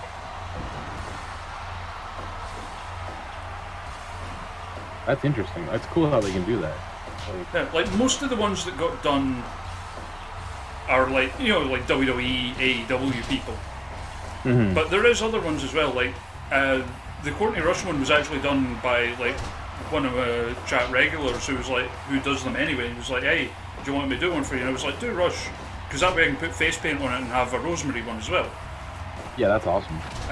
But there's like there's someone on the workshop that's been doing like people from like DDT and All Japan and companies like that as well. So everyone has their own thing. Is there a Speedball Mike Bailey one? There is not, weirdly. Oh. I'm sure they'll happen eventually. Whether it's in DDT or if he gets signed somewhere, because I feel like either of these things is going to be happening soon enough. Oh yeah, like he's too good not to be making a lot of money somewhere. Well, when he had his border issues and he couldn't go into the U.S., they did the Cruiserweight Classic, and there was some podcast that Daniel Bryan was on, and somebody mentioned Mike Bailey, and he just said, "Oh, Speedball." He's like, "Yeah." He's like, "I wanted him in this thing." So clearly, they've had their eye on him for some time. Yeah. Like, now he's able to go there, so I have to assume that. I gotta assume he's taking it easy, and he's probably waiting to see if he can get a deal so he can get into the country illegally and not sneak in or anything. Yeah. like a work visa would be like a pretty much a life changer for him. I mean, his partner lives in the U.S., so. I mean, he's been over here a few times as well. Like, he wrestled at a local one, Veda as well. Yeah. There we go. Andrew Everett over Tony Deppen. The first time it was him, it was actually the pair of them against BT Gunn and Casey Owens, who are also a couple. Oh my god. Which, 100%, there you go. You were right. Yes. The There it was. Toe stealer. The match unfortunately ended prematurely due to an injury to Casey Owens, but Oh, that's not good. it was just an accidental thing, because like she was on her hands and knees and Speedball did his shooting star knee drop onto her, and it basically just like jolted her hip, and it was like it was like a pre-existing injury as well. So, but you know, unfortunately, shit like that happens sometimes. It was one of those not anyone's fault, just like weird landing kind of thing. And then he came back and did a singles match with BT, which was absolutely fucking brilliant. What? And also, I keep forgetting to do the bets. So, again, right. So, who's going to win? Big Calyx or ICP? Hey, so our match scores are pretty high. Yeah, you're doing good. Like, What was the opener rated at? That 71-minute match. 95, I think it was. What? Okay. Listen, I would not have given that match a 95. Yeah, I think that's been quite generous there for the game. That went far too long. Like I would have been, honestly, I think the rest of the show would have suffered. I would have tuned out big time.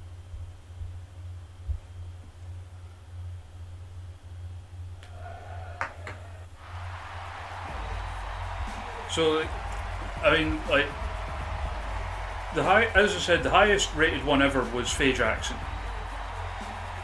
I'm coming for you, Faye. But I'm coming to get it. I'm not I'm coming to get the score. That's not on the new leaderboard. Oh, okay. The reason being because one of the things I was doing with the mods to make it easier to sign people, I also noticed too late, made it basically positively impacted the match ratings as well. Okay. Whereas not doing that this time, just so it's like a fair, even playing field. All right. Yeah, because Faye Jackson's one would be just uncatchable. It was too good. But the highest one currently on the leaderboard is O'Shea Edwards with 93.8. I'm coming for you, O'Shea Edwards. I mean, chances are you're going to beat Scary Speedball. person. Okay. Well, I mean, I just want to beat somebody. Speedball scored an average of 84. Okay. I think I'm already above that. Although, if I remember right, a few of his matches got hurt by criticals. Oh, I love criticals though. Big Calyx. I mean, Putting some stank on that forearm. the biggest one ever for like the criticals was easily Killer Kelly. 6 matches, 3 of which ended by criticals. You know, if you took this Violent J and you removed his face paint and added a little goatee, you'd have a Guy Fieri. You need like the flamey shirt as well, but yeah. That's it. Just give him Bam Bam Bigelow's top. Yeah, I mean, we do have one of the people on our roster is like, and this dates back to the 2K days where it was just me making my friends with like the face scans and shit. My friend Zoe was just like, make me Guy Fieri but a girl. So her Girl name. Fieri. Oh well, Gal Fiery is her name, That's amazing. and her finisher, like- her finisher's a diving headbutt called the Diner Driver Dive. I feel like you need to get Guy Fieri in this game now. Like that's good. I would Do be, him against Gordon. Guy Fieri versus Gordon Ramsay or something. I would be astonished if no one's made Guy Fieri. I guarantee somebody did. You have to. Did he just hump his face? I think he did. Okay. Shaggy Tudo, a sick motherfucker. Maybe it's like the closest the game has to like teabagging someone or something. He's gonna end up on a speaking out list if he keeps that shit up. Nah. He's gonna get me too'd by Calix. Japanese stranglehold. I mean, when Calix booked, Calix's main event was Calix versus the Great Khali. What the hell was that? Oh, that thing. There's a random chance in that the wrestlers in the game will steal one of their opponent's signature moves, Oh. and that's what flashes up when it happens. You know, I don't think Calix is gonna come out of this one on top. ICP are a little too crafty. Well, Calix did beat the Great Khali, and Oh god. you know, according to Calix himself, the stipulation for that match was that Khali's position in the Hall of Fame was on the line. Oh no. So Calix is in the Hall of Fame. Calix is a WWE Hall of Famer. Shit, you gotta buy him one of those rings off of Wish.com. And then he beat a bear. Oh my god. Now, was this before or after Henry beat the bear? Did Henry soften it up for him? This was after, but we do have 4 bears. Oh gosh. So we've got a giant bear, we've got a big ass panda bear, Okay.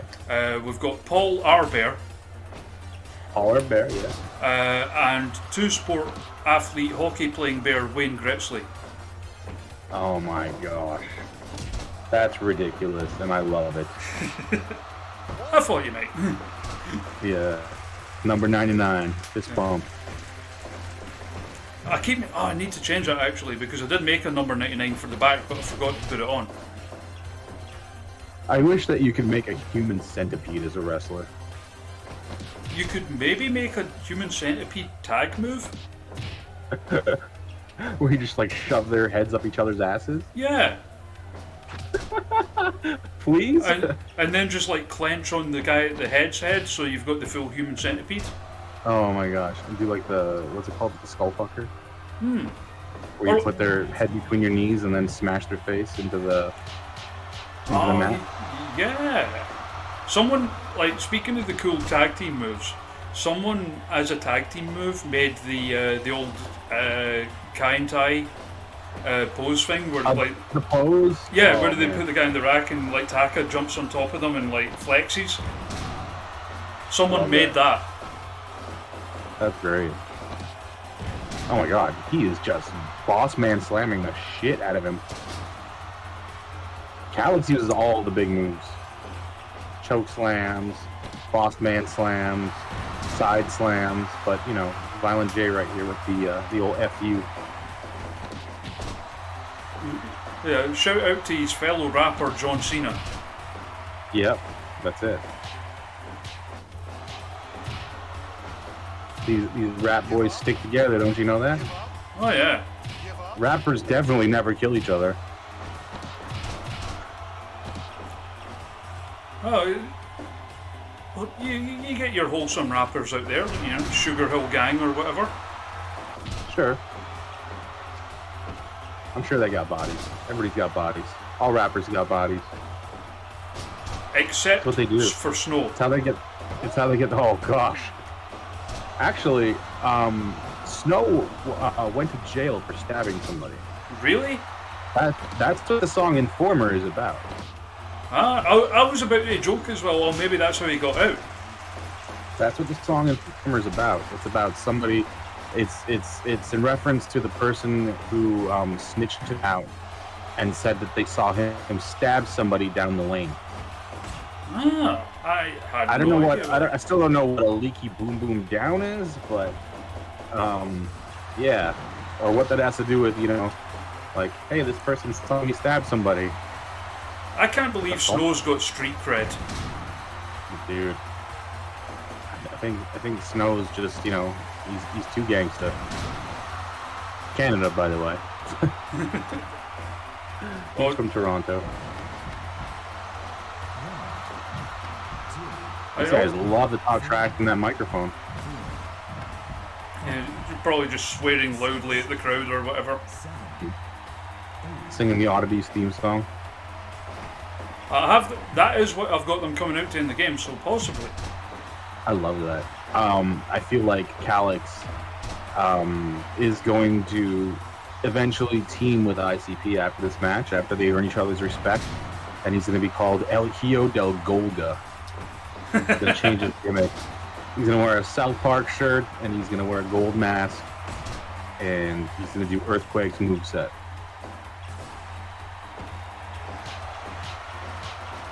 Oh, Yeah, Snow is definitely somebody who happened.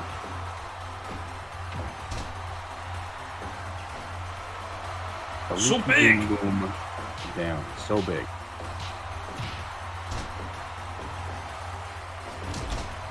I feel like Informer by Snow is one of those, like, not for me, but like one of those embarrassing first singles I bought kind of thing.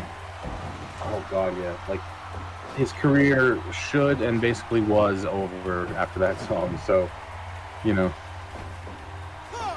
I mean, not for me. I didn't have an embarrassing first single, so I'm okay. He had another single in Canada, but it never lived up to a Leaky Boom Boom Down. Because, I mean, I think that people listened to that song because it was hilarious. Like, what the fuck is this guy saying? Leaky Boom Boom, maybe it's like a diarrhea thing? Maybe He's implying that people are shitting themselves from him. Maybe he's implying that when he was in prison, the food was so bad, they gave him a leaky boom boom. You know, like, or maybe he's saying that the person who ratted him out had verbal diarrhea, like she had leaky lips. She had leaky lips, and she told on him.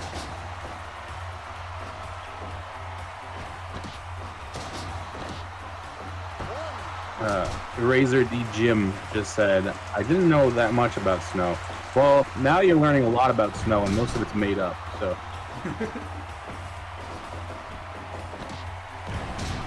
Wait, the guy who sang Peanut Butter Jelly Time died in an 11-hour police standoff? What the hell? I had no idea of this. That just makes me wonder what Peanut Butter Jelly Time was code for now. Like, if you're that dark. I had no idea of that. That's crazy. That is insane.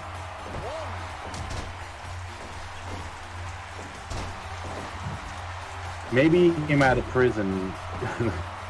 And he's related to Snoop Dogg. Maybe this man ran out of his house swinging a baseball bat while covered in peanut butter and jelly, and the police didn't like it. Oh, Calix just got defeated by the Insane Clown Posse. I mean, Jim says that the guy's also related to Snoop Dogg, but I think everyone's related to Snoop Dogg, aren't they? Yeah, right. Just like, so is he related to Sasha Banks? That is the connection. 82% for a handicap match is pretty good, by the way. Because let me tell you, handicap matches generally don't score high. So I added a late stipulation in that match, and now because Calix lost, he has to join the Oddities and be.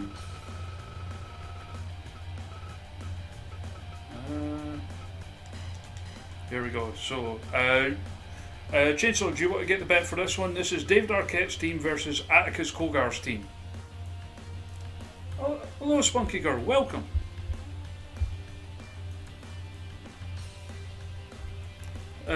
Spunky Girl was the only one who called that one right, by the way. Boom, boom. So your next match, Team David Arquette versus Team Atticus Cogar. May God have mercy on us all.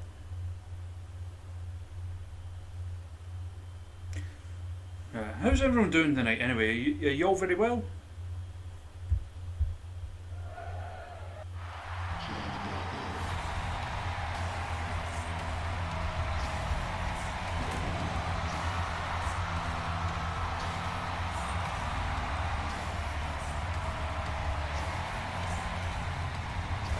Incidentally, remember I said I didn't have an embarrassing first single purchase?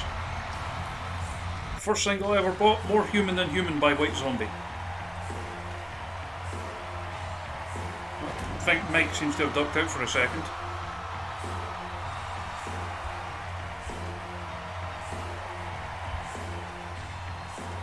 We've got Anthony Green.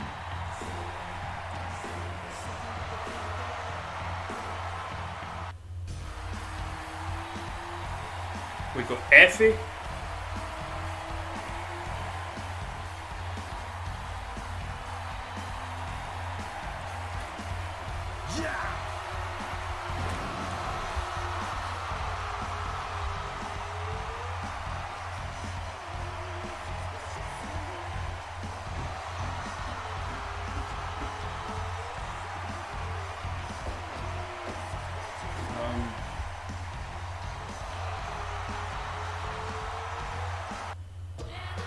And David Arquette. That's a team right there.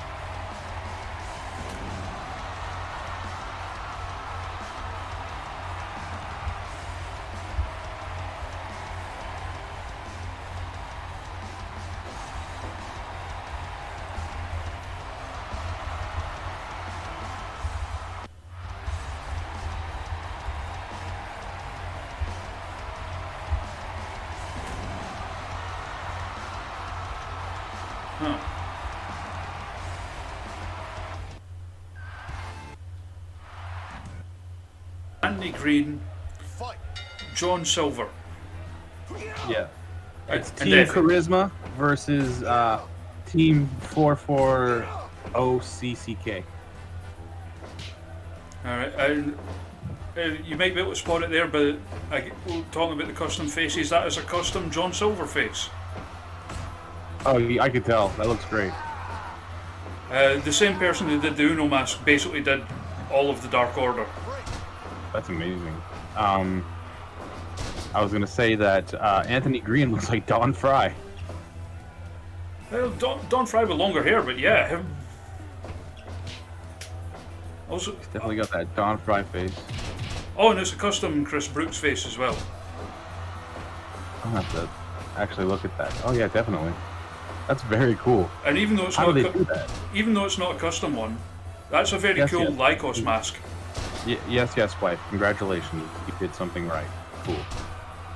Yeah, if you missed it before I cut out, Spunky Girl in the chat there was the only one who correctly predicted Yeah. the result of the last match. Yeah, I saw that. I actually was commenting on it, but the mic cut out or whatever. Yeah.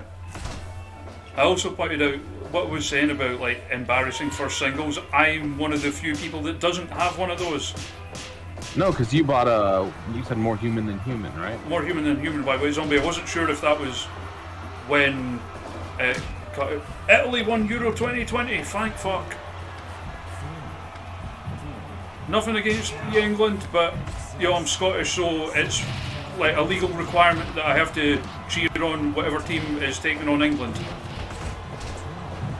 Yeah, take that, England. It's like like a Habs fan can never cheer on Toronto. like Toronto or like Boston, Or right? Boston, yeah. Like even Toronto, if Boston, or even Ottawa, actually, the Ottawa Senators. even if it was like a team that maybe had just put them out the Stanley Cup or whatever, they would still cheer them on against like Boston or Toronto. Yeah, absolutely. Like Toronto fans were not cheering for Montreal in the playoffs this year. It's the same thing. Scotland and England have that same kind of relationship when it comes to sports.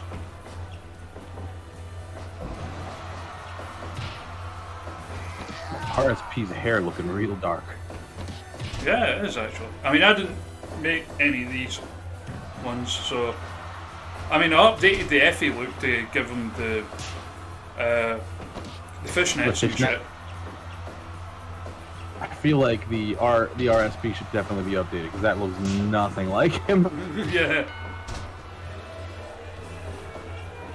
It looks like Canadian deathmatch wrestler PCP Manny.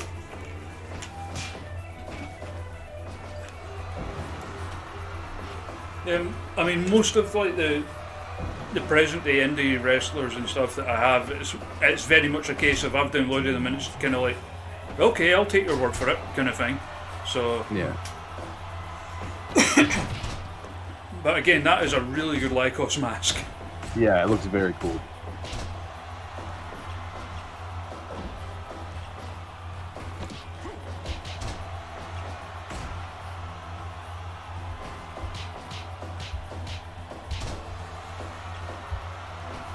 David Arquette just looks like he's had enough of this shit. He looks like he's ready to just go to sleep now. He's an old man now. And just think, an injury is what stopped Nick Gage from being in this match. We could have had the revisiting. That's right. But he would have been on Arquette's team, I believe, if I did that, because I don't think that he would be on the same team as RSP. No, that's correct. No, you can't cross those streams. That, and I believe like they did come out of that with respect for each other. Plus the whole, what was it, a mattress buying incident? Yes. I saw that clip. He bought him a mattress, which is ridiculous. I can't pay you to be in the documentary, but I can buy you a mattress.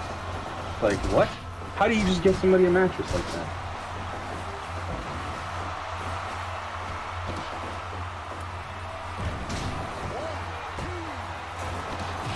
This one breaking down here, as you would expect it to, really. I just got sent one of the funniest images I've seen. Oh. I need to save this on my computer so I can send it to you in the Discord. Because I think that after this match, we need to put this on the screen. Sure thing. It's fucking funny.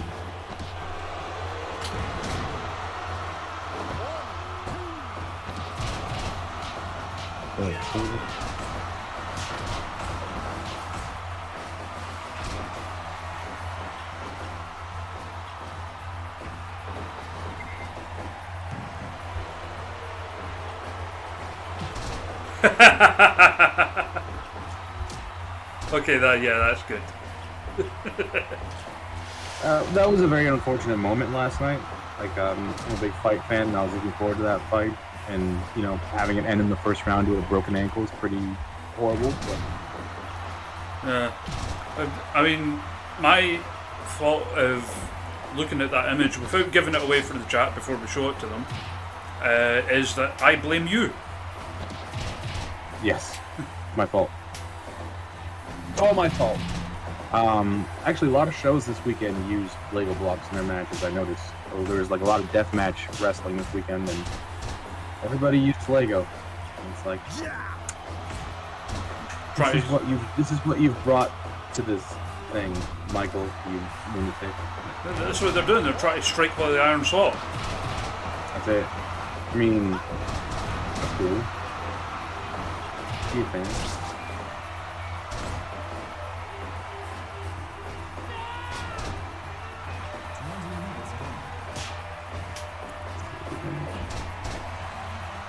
I gotta throw this image on.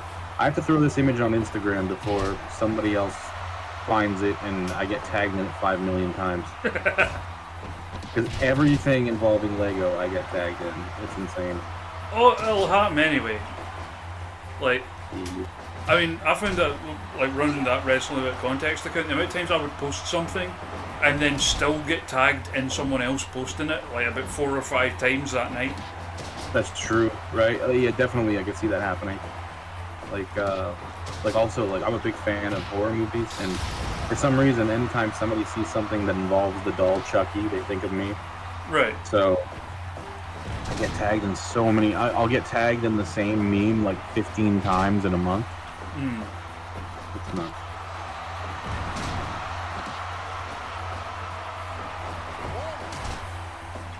Effie straight in there to break that up. Now that I think about it, Chris Brooks versus Effie could be a really good match. That would be a banger for sure. Yeah, definitely. You know what though? Like Chris Brooks or Effie against anybody is a good match, I believe. That's very true. Big fan of both of those guys. RSP, I think, is probably the most versatile wrestler going today. Can wrestle. Can wrestle anybody in any style, basically. I was just thinking as well with Brooks. He's another one of those guys where you don't realise how big he is until you see him up close. So tall, right? And right. I've known him since he was like 12 or 13 years old. He used to design. He used to do graphic design and design like DVD covers for people. Oh, there was a count out. Yep. Arquette got counted out. Effie, no. Oh, it was Arquette that got counted out. Oh, was it? Yeah. Shit. This one's gonna have a bad rating. 82 still okay. 82 for a count out is good. Yeah. And you're still at 88, which is a strong rating. Husband versus wife, but first we gotta show this photo. We gotta oh, yes. Give me a second. I will do that now. I need to do it on the... yeah, I'll do it on the BRB screen. This is so great. And again, I blame Mike Rotch. Yeah. Oh, that's way too big. Sorry, Conor McGregor. I was really looking forward to that fight too. Like I've been looking forward to that one since their last fight, and then he gets ruined in the first round by a broken ankle. As several fights have this year, actually. Like everybody's just breaking their damn legs. It's nuts. Oh, I need to reconnect the thing. I don't have any hot dogs to vote with. I lost all mine. I need to check who that was that followed there, because I forgot to reset the bot when my internet died. Thank you. Chaotic Persona for the follow. Welcome in. I recognise that name from other streams. Come on in. Everybody, while we got a moment as well, I'd like for you all to check out dumbestkickstarter.com. Of course. That's our campaign right now. It's the dumbest Kickstarter ever. Maybe actually, you know, it's probably not the dumbest, because I believe that there was a dude on Kickstarter who sold like potato salad or something for like $1 million. But I would like that potato salad money, so I would like to be the dumbest.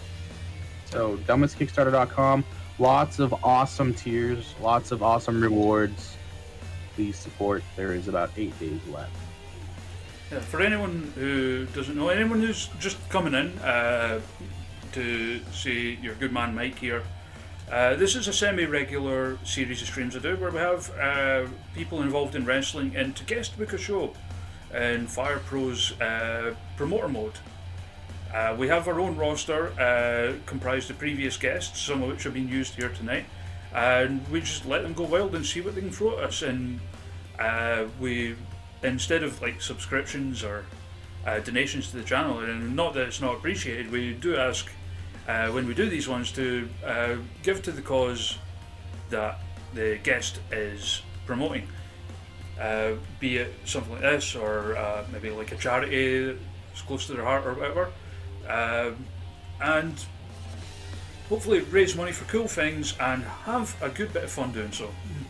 Hell yeah, fun. Fun is key. Our upcoming ones, on the 22nd we're going to have Dan the Dad, and at a later date to be confirmed when, it is going to happen, we just don't know when yet, we are going to have Razorwing in. Caw. Caw effing caw. I almost every time I say his name, I almost say Razorbeak because of Transformers. Razorbeak, hell yeah. Wasn't he like their version of Starscream? No, Razorbeak was one of the little cassette dudes that came out of Soundwave. Oh, see, for some reason I was thinking of Beast Wars. Razorbeak was like basically turned into like a hawk kind of thing, and like Megatron would use it for like reconnaissance and shit. There was him, and there was the. That was Laserbeak, not Razorbeak. There it is, Laserbeak. There was Laserbeak, and there was the one that turned into like a panther. Yeah, there was that one, and there was the dude that had the pile driver arms. Yeah. I think he was just called Rumble or something. Yeah, he's like one of the Constructo bots or whatever. Savage was the name of the Panther one. Okay. Or was it Ravage? Savage and Rumble. Or Ravage and Rumble. Yeah, I don't remember my Transformer names very well. I will say that in Canada, for some reason, Beast Wars was called Beasties. It made no sense to me. That makes it sound kind of cooler to me. Beasties.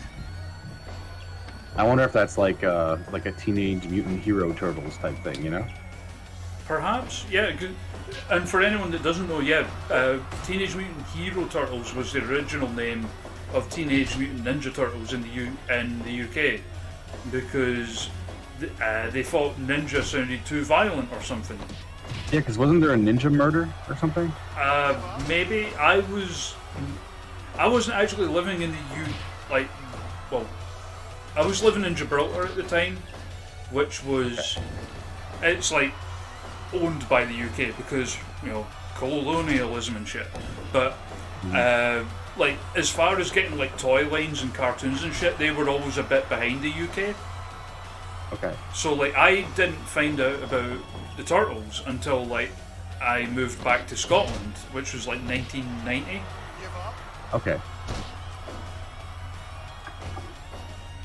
I mean, I'm gonna Google it because I think I really do think it was something to do with ninja murders.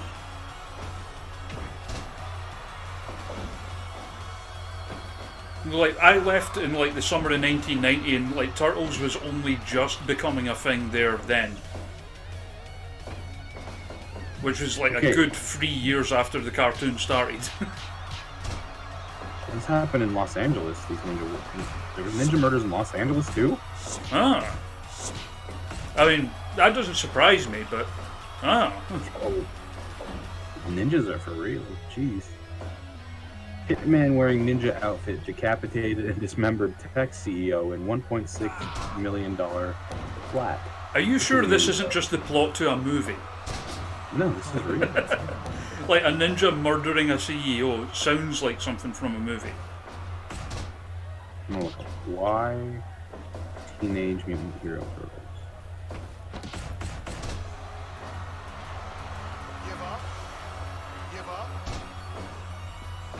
Oh yes, of course, forgotten VCR tonight. You're right, Chainsaw. It was due to a strict protection of minors law. The series had to be censored there. Oh wow, they removed the nunchucks too? I don't think that was a thing. I remember the nunchucks. It says that for the most part, only scenes showing Michelangelo using his nunchucks were edited or removed. Because I had the Michelangelo figure when I was a kid, and it had the nunchucks. That's weird. Yeah, Morrigan, who's about my age, remembers the nunchucks as well. Right, I know that nunchucks were actually an illegal weapon here before. The only censorship of cartoons I remember when I was a kid, I know obviously this is one of those I learned about after the fact, was the episode of Captain Planet that had the IRA in it. There was diarrhea in it? No, IRA. Oh, I heard diarrhea in it. Yeah, there was an episode of Captain Planet with the IRA? Yep. What? And it never got broadcast here back at the time. Because like the UK media was really weird about that shit. Like whenever Jerry Adams did a speech, they would like fucking edit his voice and shit. It was the strangest thing. That's weird. Somebody in the chat said that they definitely also heard the Captain Planet episode with diarrhea in it. That's just my accent. That'll happen. I think it's because you said like they sound like the IRA. Yeah. Yeah. Someone has murdered someone on purpose with nunchucks. I dare say they earned it. Yeah, I mean, I'm sure it would take a lot of effort to kill somebody with nunchucks. Unless you just, strangled them with the chain.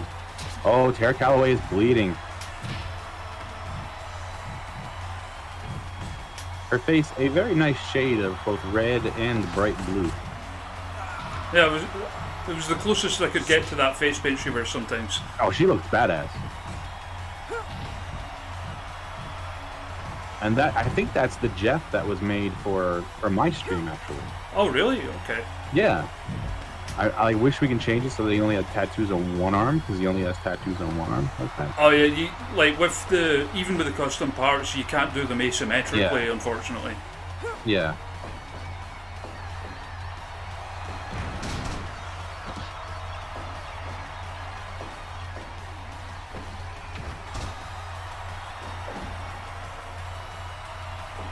I didn't even know if there was an episode of Captain Planet with the IRA in it. That's crazy. And very bad Irish accents as well. Oh no. Oh no. I always thought that the bad guy in Captain Planet looked like Paul Heyman when I was a kid. I can see it. Because it was at the same time that WCW was on when I was a kid in like 1991, 1992. And he was Paulie Dangerously, and he was quite a bit smaller in size. Yeah. And he had his long hair and like wore a tie and stuff. And it was just like slick back long hair. Like he looked like that guy. And the big brick cell phone. Yeah, exactly. So like I got into wrestling in like '91, and at the time, like for one, I didn't have any of the channels that showed wrestling, and all that was you could get on video at the time was just like old WWF videos. Right. And then, like I think about a year or so later, they started releasing like WCW shows over here. So ended up getting into them as well. Oh, Jeff Cannonball with a win. Jeff Cannonball just defeated his wife. He's sleeping on the couch tonight. Pile drive me, will you, kind of thing. 99%. Nice. So that's pulling you back up. So you're at an average of 90 right now. And it's time for your main event. We're doing. Oh no, this is gonna bring it down. Oh no.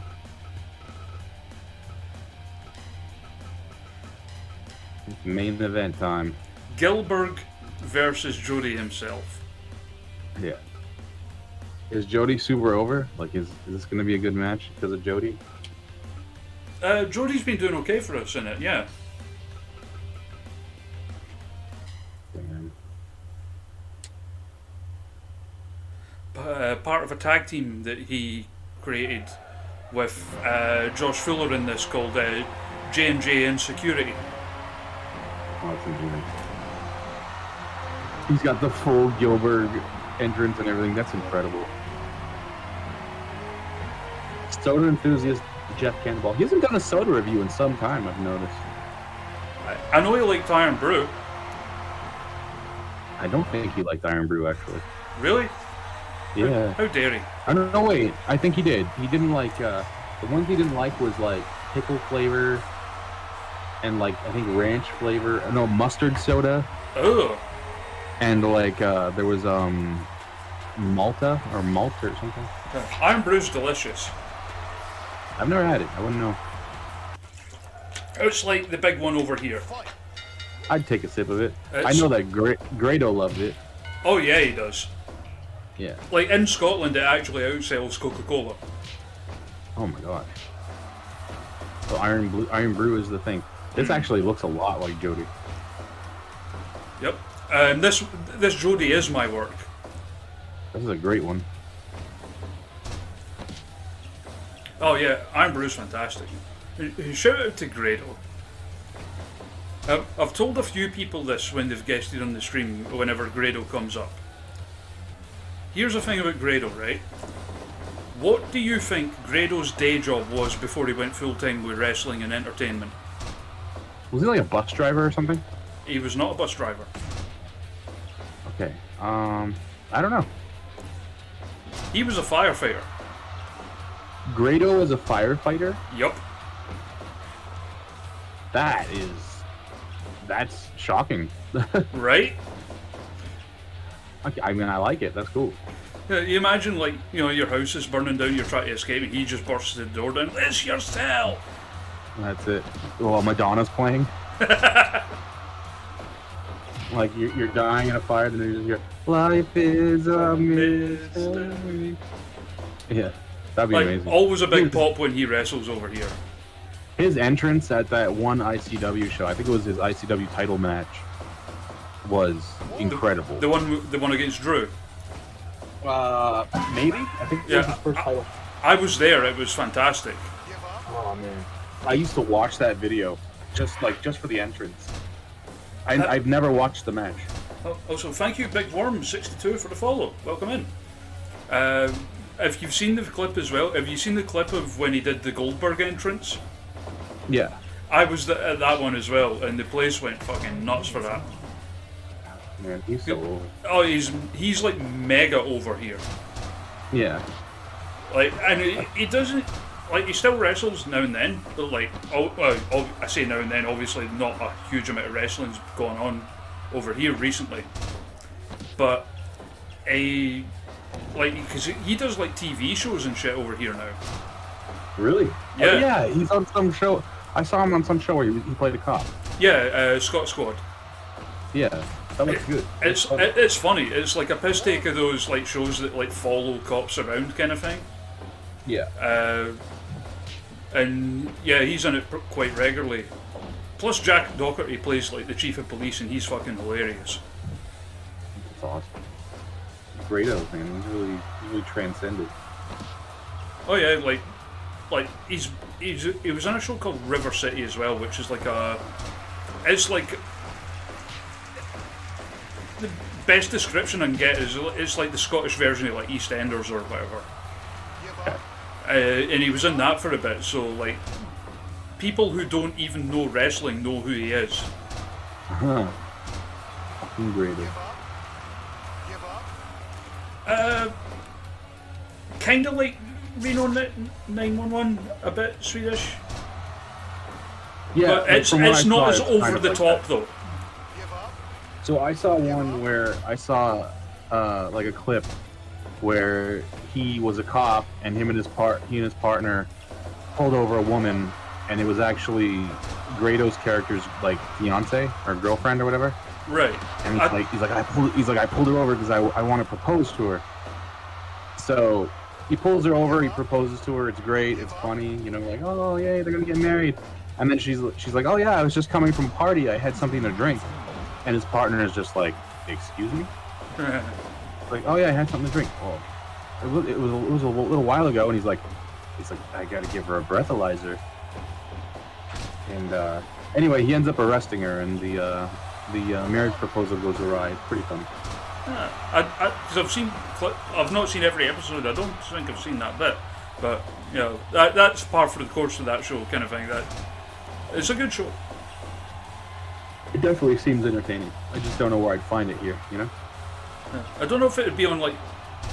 Do you get like BBC America in Canada? I think yes, we do. It might be on that, but then again, like BBC UK wide doesn't give a whole lot of notice to the Scottish shows, so this maybe is not. the longest Gilbert match I've ever seen, I think. Oh yeah, like Jody's carrying him, brother. Jody's kicking the shit out of him.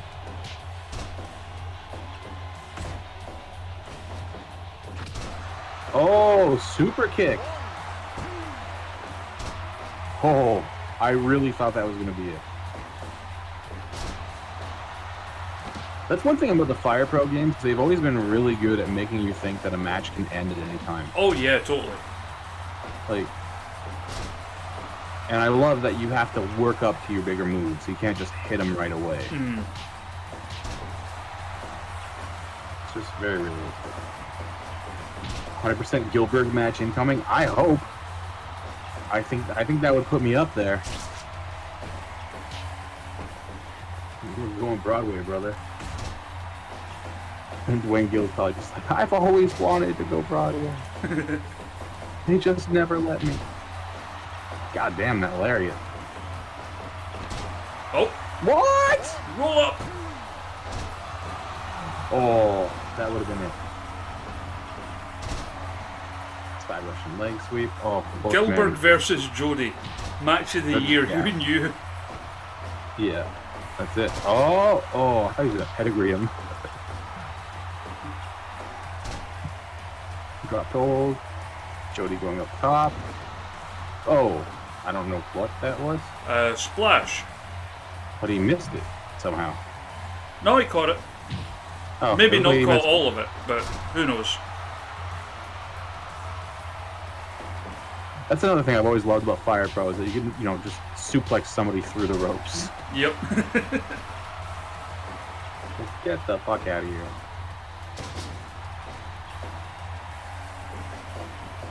Oh, I thought he was gonna hit that lariat again, but he nailed him with a picture-perfect drop kick. Oh, he's beating the shit out of Jody right now. Jody needs to Gilbert learned go. he learned how to scrap. I feel like this is exactly what would happen if someone booked Gilbert these days as well. Like, they would put him in an absolute war. Yeah, definitely. Like on like a Joey Janela's spring break type thing, Yeah. where they give him like a full-on match. Like, you think about it, as whether it's Dwayne Gould or Gilbert, that was something he never really got the chance to do on like TV anyway. I feel like we're gonna get Gilbert versus Chris Dickinson next year. Gilbert versus Tony Deppen would be fun, because I think that Tony Deppen would make sure that it was a good match. Beautiful. Damn, these snap suplexes from Gilbert. He's a machine. Or if he hadn't retired, you could have given him Robert Evans or something. Oh man, Robert Evans. That would have been fun too. Big Enziguri drags him up the center of the, like not even the center of the ring. Henry! Henry! What's up, Henry? How you doing? You join us for the main event of this show, which Gilbert just pinned Jody. Gilbert! Please let this be like at least in the 90s. Let's find out. 98. So we're going to find out how your show did. All right. You scored 98% Gilbert. 91.1. Oh. Does that mean I'm in second place? Third. Third? Okay. On the current leaderboard behind O'Shea Edwards and Freddie Mercurio. Okay. That, however, I'll take it. what I will also say is, because we have had a few bookers and promoters and stuff on the show before, that is the best that a booker or promoter has ever done. Hell yeah. For some reason, all the rest of them didn't do well at all. Now we get My show's crazy. we get all the weird results from elsewhere. Oh, Rhino's the Impact champion. Hell yeah. Mystico CMLL won the CMLL belt. And this is where it'll get weird because it just gives the same belts to every company in this mode. For anyone that doesn't know, so like every company has like trios titles and shit. And your show made money. Yeah, we did good.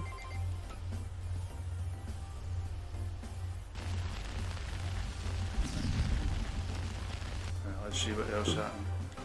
Everyone get back for their training expeditions, which sometimes leads to them becoming like friends with other wrestlers, and it makes it easier to book them. Nice. Which is another advantage to doing that. Damn, everybody won. Yeah, Allison got in good with Ring of Honor. Oh, you're gonna lose her. Sarah did as well. They found super in Latin. Rosemary wants more money. Oh.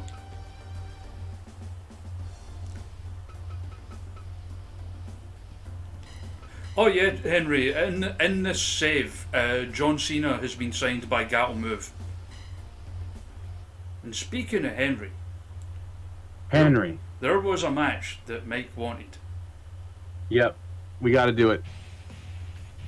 Henry, you're about to have a match against a main eventer from the last event.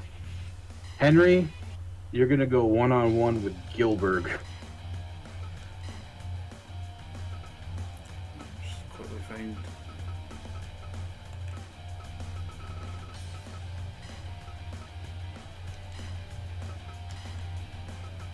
See, this is the part of the stream where we just mess around. That's it. Henry versus Gilbert. Let's go. Damn, Henry's buff. There we go. Oh, change the ring.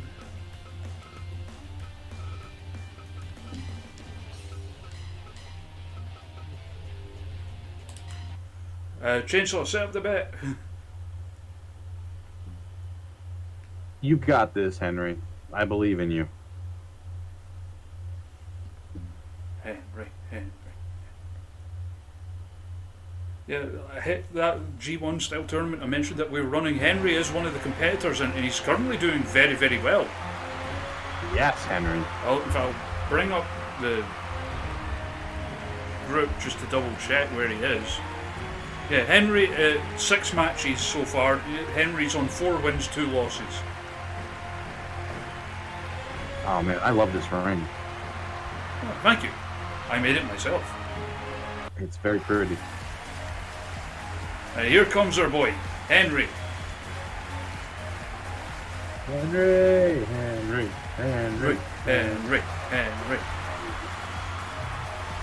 I can hear the women right now screaming, "Hey now, you're an all-star!" at Henry. I should make that his entrance music, but make it like that shitpost version where it just loops the, well, the years stop coming and they don't stop coming and they don't stop coming and they don't stop coming. Somebody once told me, somebody once told me. Oh, come on, Gilbert. Give Henry a break. He's been working out real hard.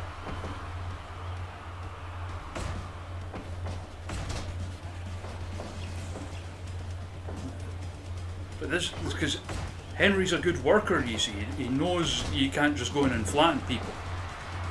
That's right. You gotta build that suspense.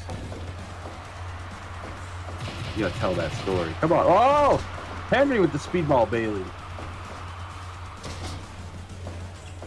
Yep, someone made that in the game as well, and it rules. It does rule. It was amazing. Beautiful hip toss, Henry.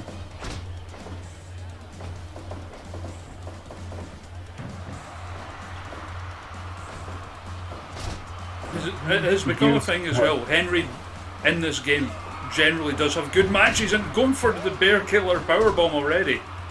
That's what that is, the Bear Killer Powerbomb? Mm-hmm. Because that's the move he killed the bear with. Henry should have a move called the Farquaad Smasher. Or something. I agree. I'm going He to... has some Shrek moves. His finishing move, it should be called the Get Out of My Swamp. That sounds like one where he would just like yeet them out of the ring. That's it.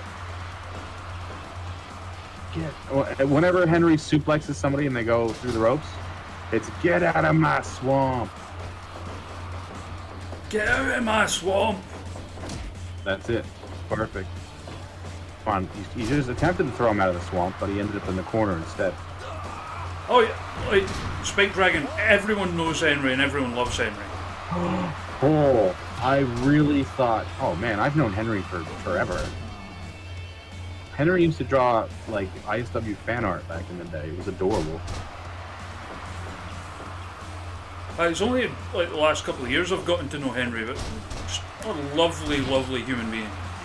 Fantastic person. Everything you see from Henry online is just, he's calling everybody else a beautiful ray of sunshine when he is truly the beautiful ray of sunshine. 100%. I think that's me in the front row right there in the black tank top, pumping both my fists, Oh yeah. cheering for him. That's definitely me. Sat I'm next to cheering Chris for Henry. Hero. That's it. Me and Chris Hero just hanging out. You see him? That really dude does straight look up like looks Chris like Hero. Hero. Yeah, with crossed legs. That is definitely Chris Hero. I remember, like, someone said there was a thing, like, when he was still with WWE, like, I think Hero was in the front row of, like, a DDT show or something. And a few people have said that they think that, like, the dude there looking like Hero might be a reference to that. Oh, that's funny. It might be.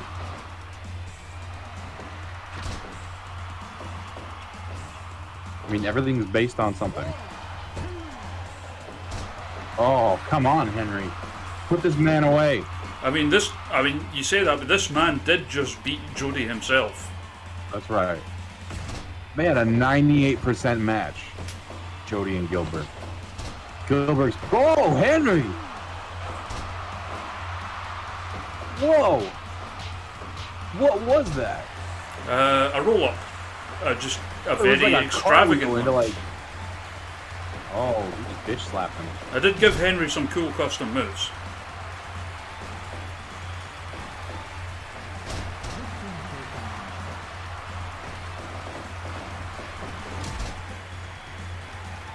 Oh, the double down. Henry back to his feet first.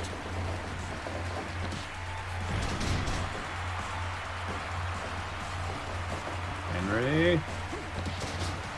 Oh.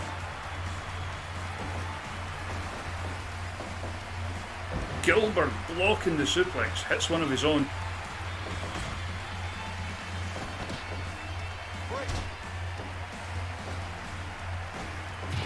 Oh, speedball kicks again. That's it. Who else does those kicks in wrestling? Doesn't like Naomi do them? Naomi does them, yeah. Yeah.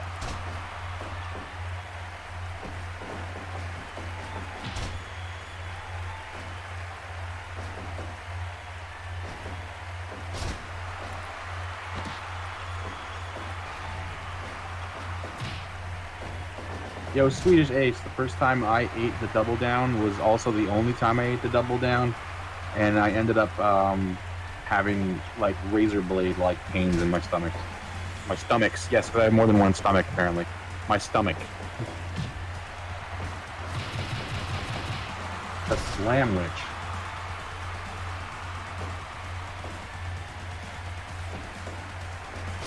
Oh, rear atomic drop. I missed all that, AJ. I only heard about it afterwards. Apparently someone was being a fucking like racist to her or whatever. Yeah, they're blaming her for her husband's DUI somehow. For fuck's sake. Yeah. Like sometimes, like there are wrestling fans that just they don't understand boundaries. Gilbert is unbeatable. Gilbert's on a Goldberg-like streak. But that's Henry to a T. Being a good man and putting someone over. That's it. Henry knows that it's better for the business for him to go over because then the business will make more money. And then in turn, Henry makes more money. So Exactly. and Henry's money goes towards helping orphans watch Shrek. So How about we He's give a Gilbert popular. a match against Blake? Gilbert versus Blake, let's go. The small package was too tight. Yeah, he put a little extra packing tape on it, Henry. And if this fails, it's Gilbert versus the Wall Gilbert versus the Wall. in a shoot fight. Wait, Pantheros theme? You got Thundercats music on here? Yep. What? The old Thundercats score music actually goes really, really well with Fire Pro. Interesting. So same goes for like music for like the Dynasty Warriors games and the Yakuza games. Interesting. It should be noted, Blake, currently the leader of Block B in our tournament, still Oh, undefeated shit. in it. Well, Gilbert's coming to take its place. coming to steal his spot. Fucking! I mean, I think we have to do Gilbert versus Johnny. Oh. I mean, Johnny would eviscerate him because that's what Johnny does in this game. Yeah, he's a murderer. Straight up murderer. Blake, all 50 feet of him. You know, Johnny beat the panda the other night? He beat a panda? Mm-hmm. Of the 4 bears that I mentioned, the panda is the most powerful, and Johnny beat it in a shoot fight. In a shoot fight? Yep. They were in the pit, like in ICW? No, ICW it was the SWA rules one, which is, I think it's supposed to be like Pancrase rules. Gruesome fighting. Oh, Blake goes for a chair. That sounds like Blake. Oh, you met him, did you, Swedish? That's cool. Wait. Am I a big dog? Hell yeah, I'm a big dog. I'm not one of the OG big dogs, but I'm a big dog for years.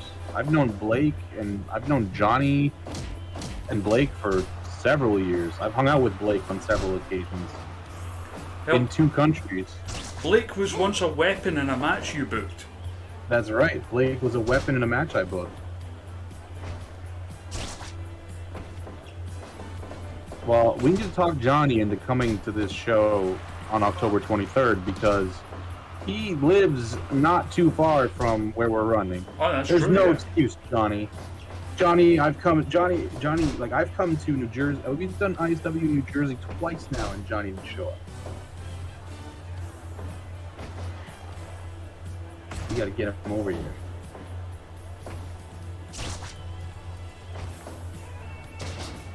Yep. I need Johnny to waffle stomp his way over to the H2O Wrestling Center in Williamstown, New Jersey to watch this damn show. Oh, Swedish was trying to talk him into it yesterday. What, the show? Swedish bumped into Johnny yesterday. Oh, at MLW? I think so. Yeah, that's where he was yesterday. I remember him posting pictures. And like Swedish was trying to talk him into going to the ISW show. Oh, I would. Listen, man, I want that. I haven't seen Johnny since the one day that I worked for CZW. He was there. He I believe he did sound for them. Yeah, I was going to say he used to like work do like the. Yeah. I think it was that and maybe Leighton as well. I'm not sure. Well, like the first time I met Johnny was in like 2009, and he didn't have a beard or anything yet. He had like he was just like a child almost. And I was going to say, wasn't he like 16 or something back then? Something like that. He was super young. So then, when we're at this show together, he walks up to me and he's like, "Hey, Mike," and I'm like, "Hey," and he's like, "You don't know who I am, do you?" I'm like, "Not at all, man." And he's like, "It's Johnny." I'm like, "Oh shit, dude, it's the beard." Like I don't like in my mind he was still a child. So hey, is the Wrestleverse font the Masters of the Universe font? It's a variation of the Star Wars font, I think. Oh, it seems kind of similar to Masters of the Universe to me. I can see that, definitely, yeah. It's like the Star Wars font, but I've kind of joined it up a bit. So hey, Chainsaw, tickets are going to go on sale in like a week. Backers get first dibs on tickets, so they'll get first access to buying up, I guess the good seats or whatever. But after that, they'll be open to everybody. So if you want to get first dibs, you just gotta back those. You gotta back the dumbestkickstarter.com. Then you get some cool shit out of that. You know, like a T-shirt or whatever, and that nobody else will be able to own because everything's exclusive. And, yeah, I mean, I would go, but you know, like Scotland to New Jersey, that's kind of expensive. Yeah, I mean, like I'm crossing a border to go to it, so like. Hell, I don't even have a passport. I was gonna say even that's a lot, but you guys would have to cross an ocean. And that's a little. Hey, DVD, hell yeah! The DVD will be out. It'll be great. I'll be editing it myself, so I'm gonna definitely make it really weird. Oh, of course. Wouldn't have it any other way. Yeah, I like to make my stuff look unlike anybody else's. So. Man, why is Gilbert yeah. doing so well against everyone?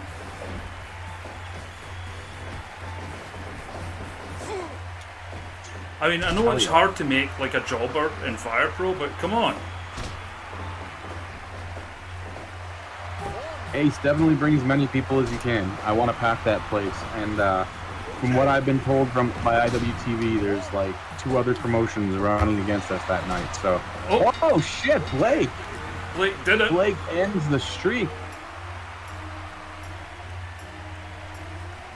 But yeah, apparently there's 2 other promotions running against us that night. So, I think the crowds are going to be a little bit split, and I just want to get as many people in there as I can, because, I mean, a match like this, you want a lot of people there. Oh, of course, like, yeah. Everybody's gonna go all out. Like, there's 6 people in that one main event match. The rest of the card's fucking crazy too. So, like, it's gonna be fun. Oh shit. I think that Gilbert, if there's a match where Gilbert is possibly gonna meet his demise, this is the one. John Blood might kill him.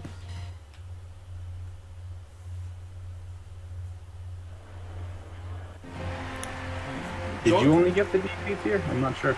John Blood with his music that I edited myself, by the way. Oh, really? Yep. It's, what is it again? It's an excerpt of a Limp Bizkit song that I've just like looped and thrown that Limp Bizkit audio clip over and over again. So I actually had I don't know who's aware of this or who follows me on Twitter or anything, but out of pandemic boredom, I decided to go to college. Oh, okay. So I'm in college right now, and the other day we were having a conversation about I don't remember what it was, but I'm in business management, so we're talking about HR right now. And there's a lady in my class who was telling a story, and she was using some metaphor that involved a starfish. And when she said starfish, my only response was to go, "Chocolate starfish!" And I then realized that my mic wasn't muted. So all these people in my class heard it. Nobody really reacted like they knew what it was. They just kind of paused for a minute and like, kind of chuckled to themselves awkwardly. And then I just muted my mic and didn't say anything about it. I mean, I would have popped big for that, personally, but... Oh, chocolate starfish! No hot dog flavored water! Oh my god, did you see what Gilbert just did? He just stole Henry's move. He just told Johnny Blood to get out of his swamp. What a son of a bitch. He beat Henry, and now he's using Henry's moves against John Blood. Get out of my swamp! Oh, I thought he was going for it again. Yeah.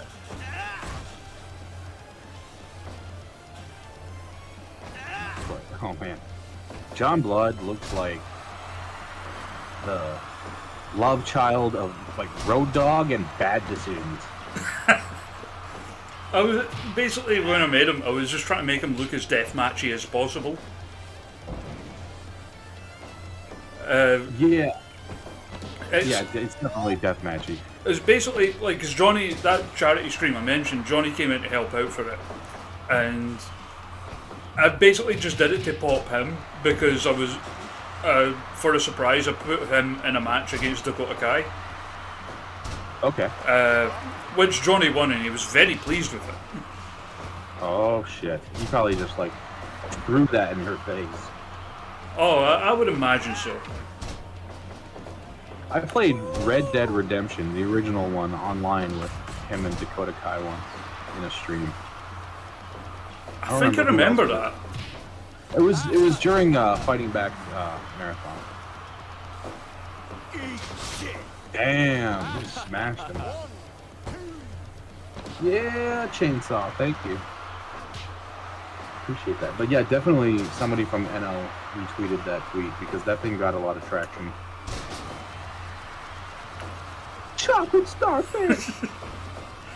That charity stream was such a blast. mainly for the interactions between Johnny and Amy Alonzi, who's again young Irish wrestler, and like because she learned about Johnny's disdain of the overdrive. Oh yes. And started arguing about the merits of it with him. No, it's a terrible move. Oh yeah, we know, but like it was funny to listen to. But like at one point she had to go and she left, and a couple of minutes later, I can't even remember what we were talking about, but all of a sudden you just hear it in nowhere, Johnny like, "Why is Amy tweeting me videos of the overdrive?" That's funny. Flight tube Johnny. Oh, Gilbert gets ultra violent. Can we get Raj saying chocolate starfish as a command? I don't know. Can we? Perhaps. Sure. Why not? Chocolate starfish.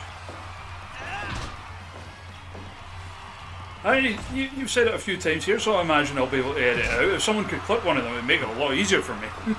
Yeah, I'll do a good one right now. You ready? Chocolate starfish! Someone clip that. Yeah, clip that. Clip chocolate starfish. After this stream is done, I have to go record commentary for. I don't know if you guys watch Backyard Pro at all. I know of it. So basically, wrestling in Canada has been banned. All the wrestlers are bored. So wrestlers from the province of Ontario got together and they made this backyard promotion, and everything is cinematic. Like it's like the promos are incredibly. It's got the best production, I'd say, in wrestling. Oh my God, was he just critical? Yeah, but it was at the ropes, so it didn't count. That's what happens with the tech criticals. Johnny does it in return. Double crit match. Holy shit. Yeah, Backyard Pro is awesome. You guys need to watch that on YouTube. I'm actually doing commentary for one of their matches tonight. Because that's like one of the little like quirks in the game. With tech criticals and submission criticals, like if they land at the ropes, the crit doesn't count. So Johnny just got really lucky there. My favorite thing to do in No Mercy back in the day was have ladder matches, and then like throw in like a knee bar or something over and over and over. So then the guy would have to tap out, but then nothing would happen because it's a ladder match. Yeah. And then they would just lay there holding their knee, and it would say losing it. Oh on yeah, their bar, where it usually would say special or whatever. It would say losing it. Then you could just do whatever you want. You can climb and win the match, or you can just go back and slap on another knee bar and make them tap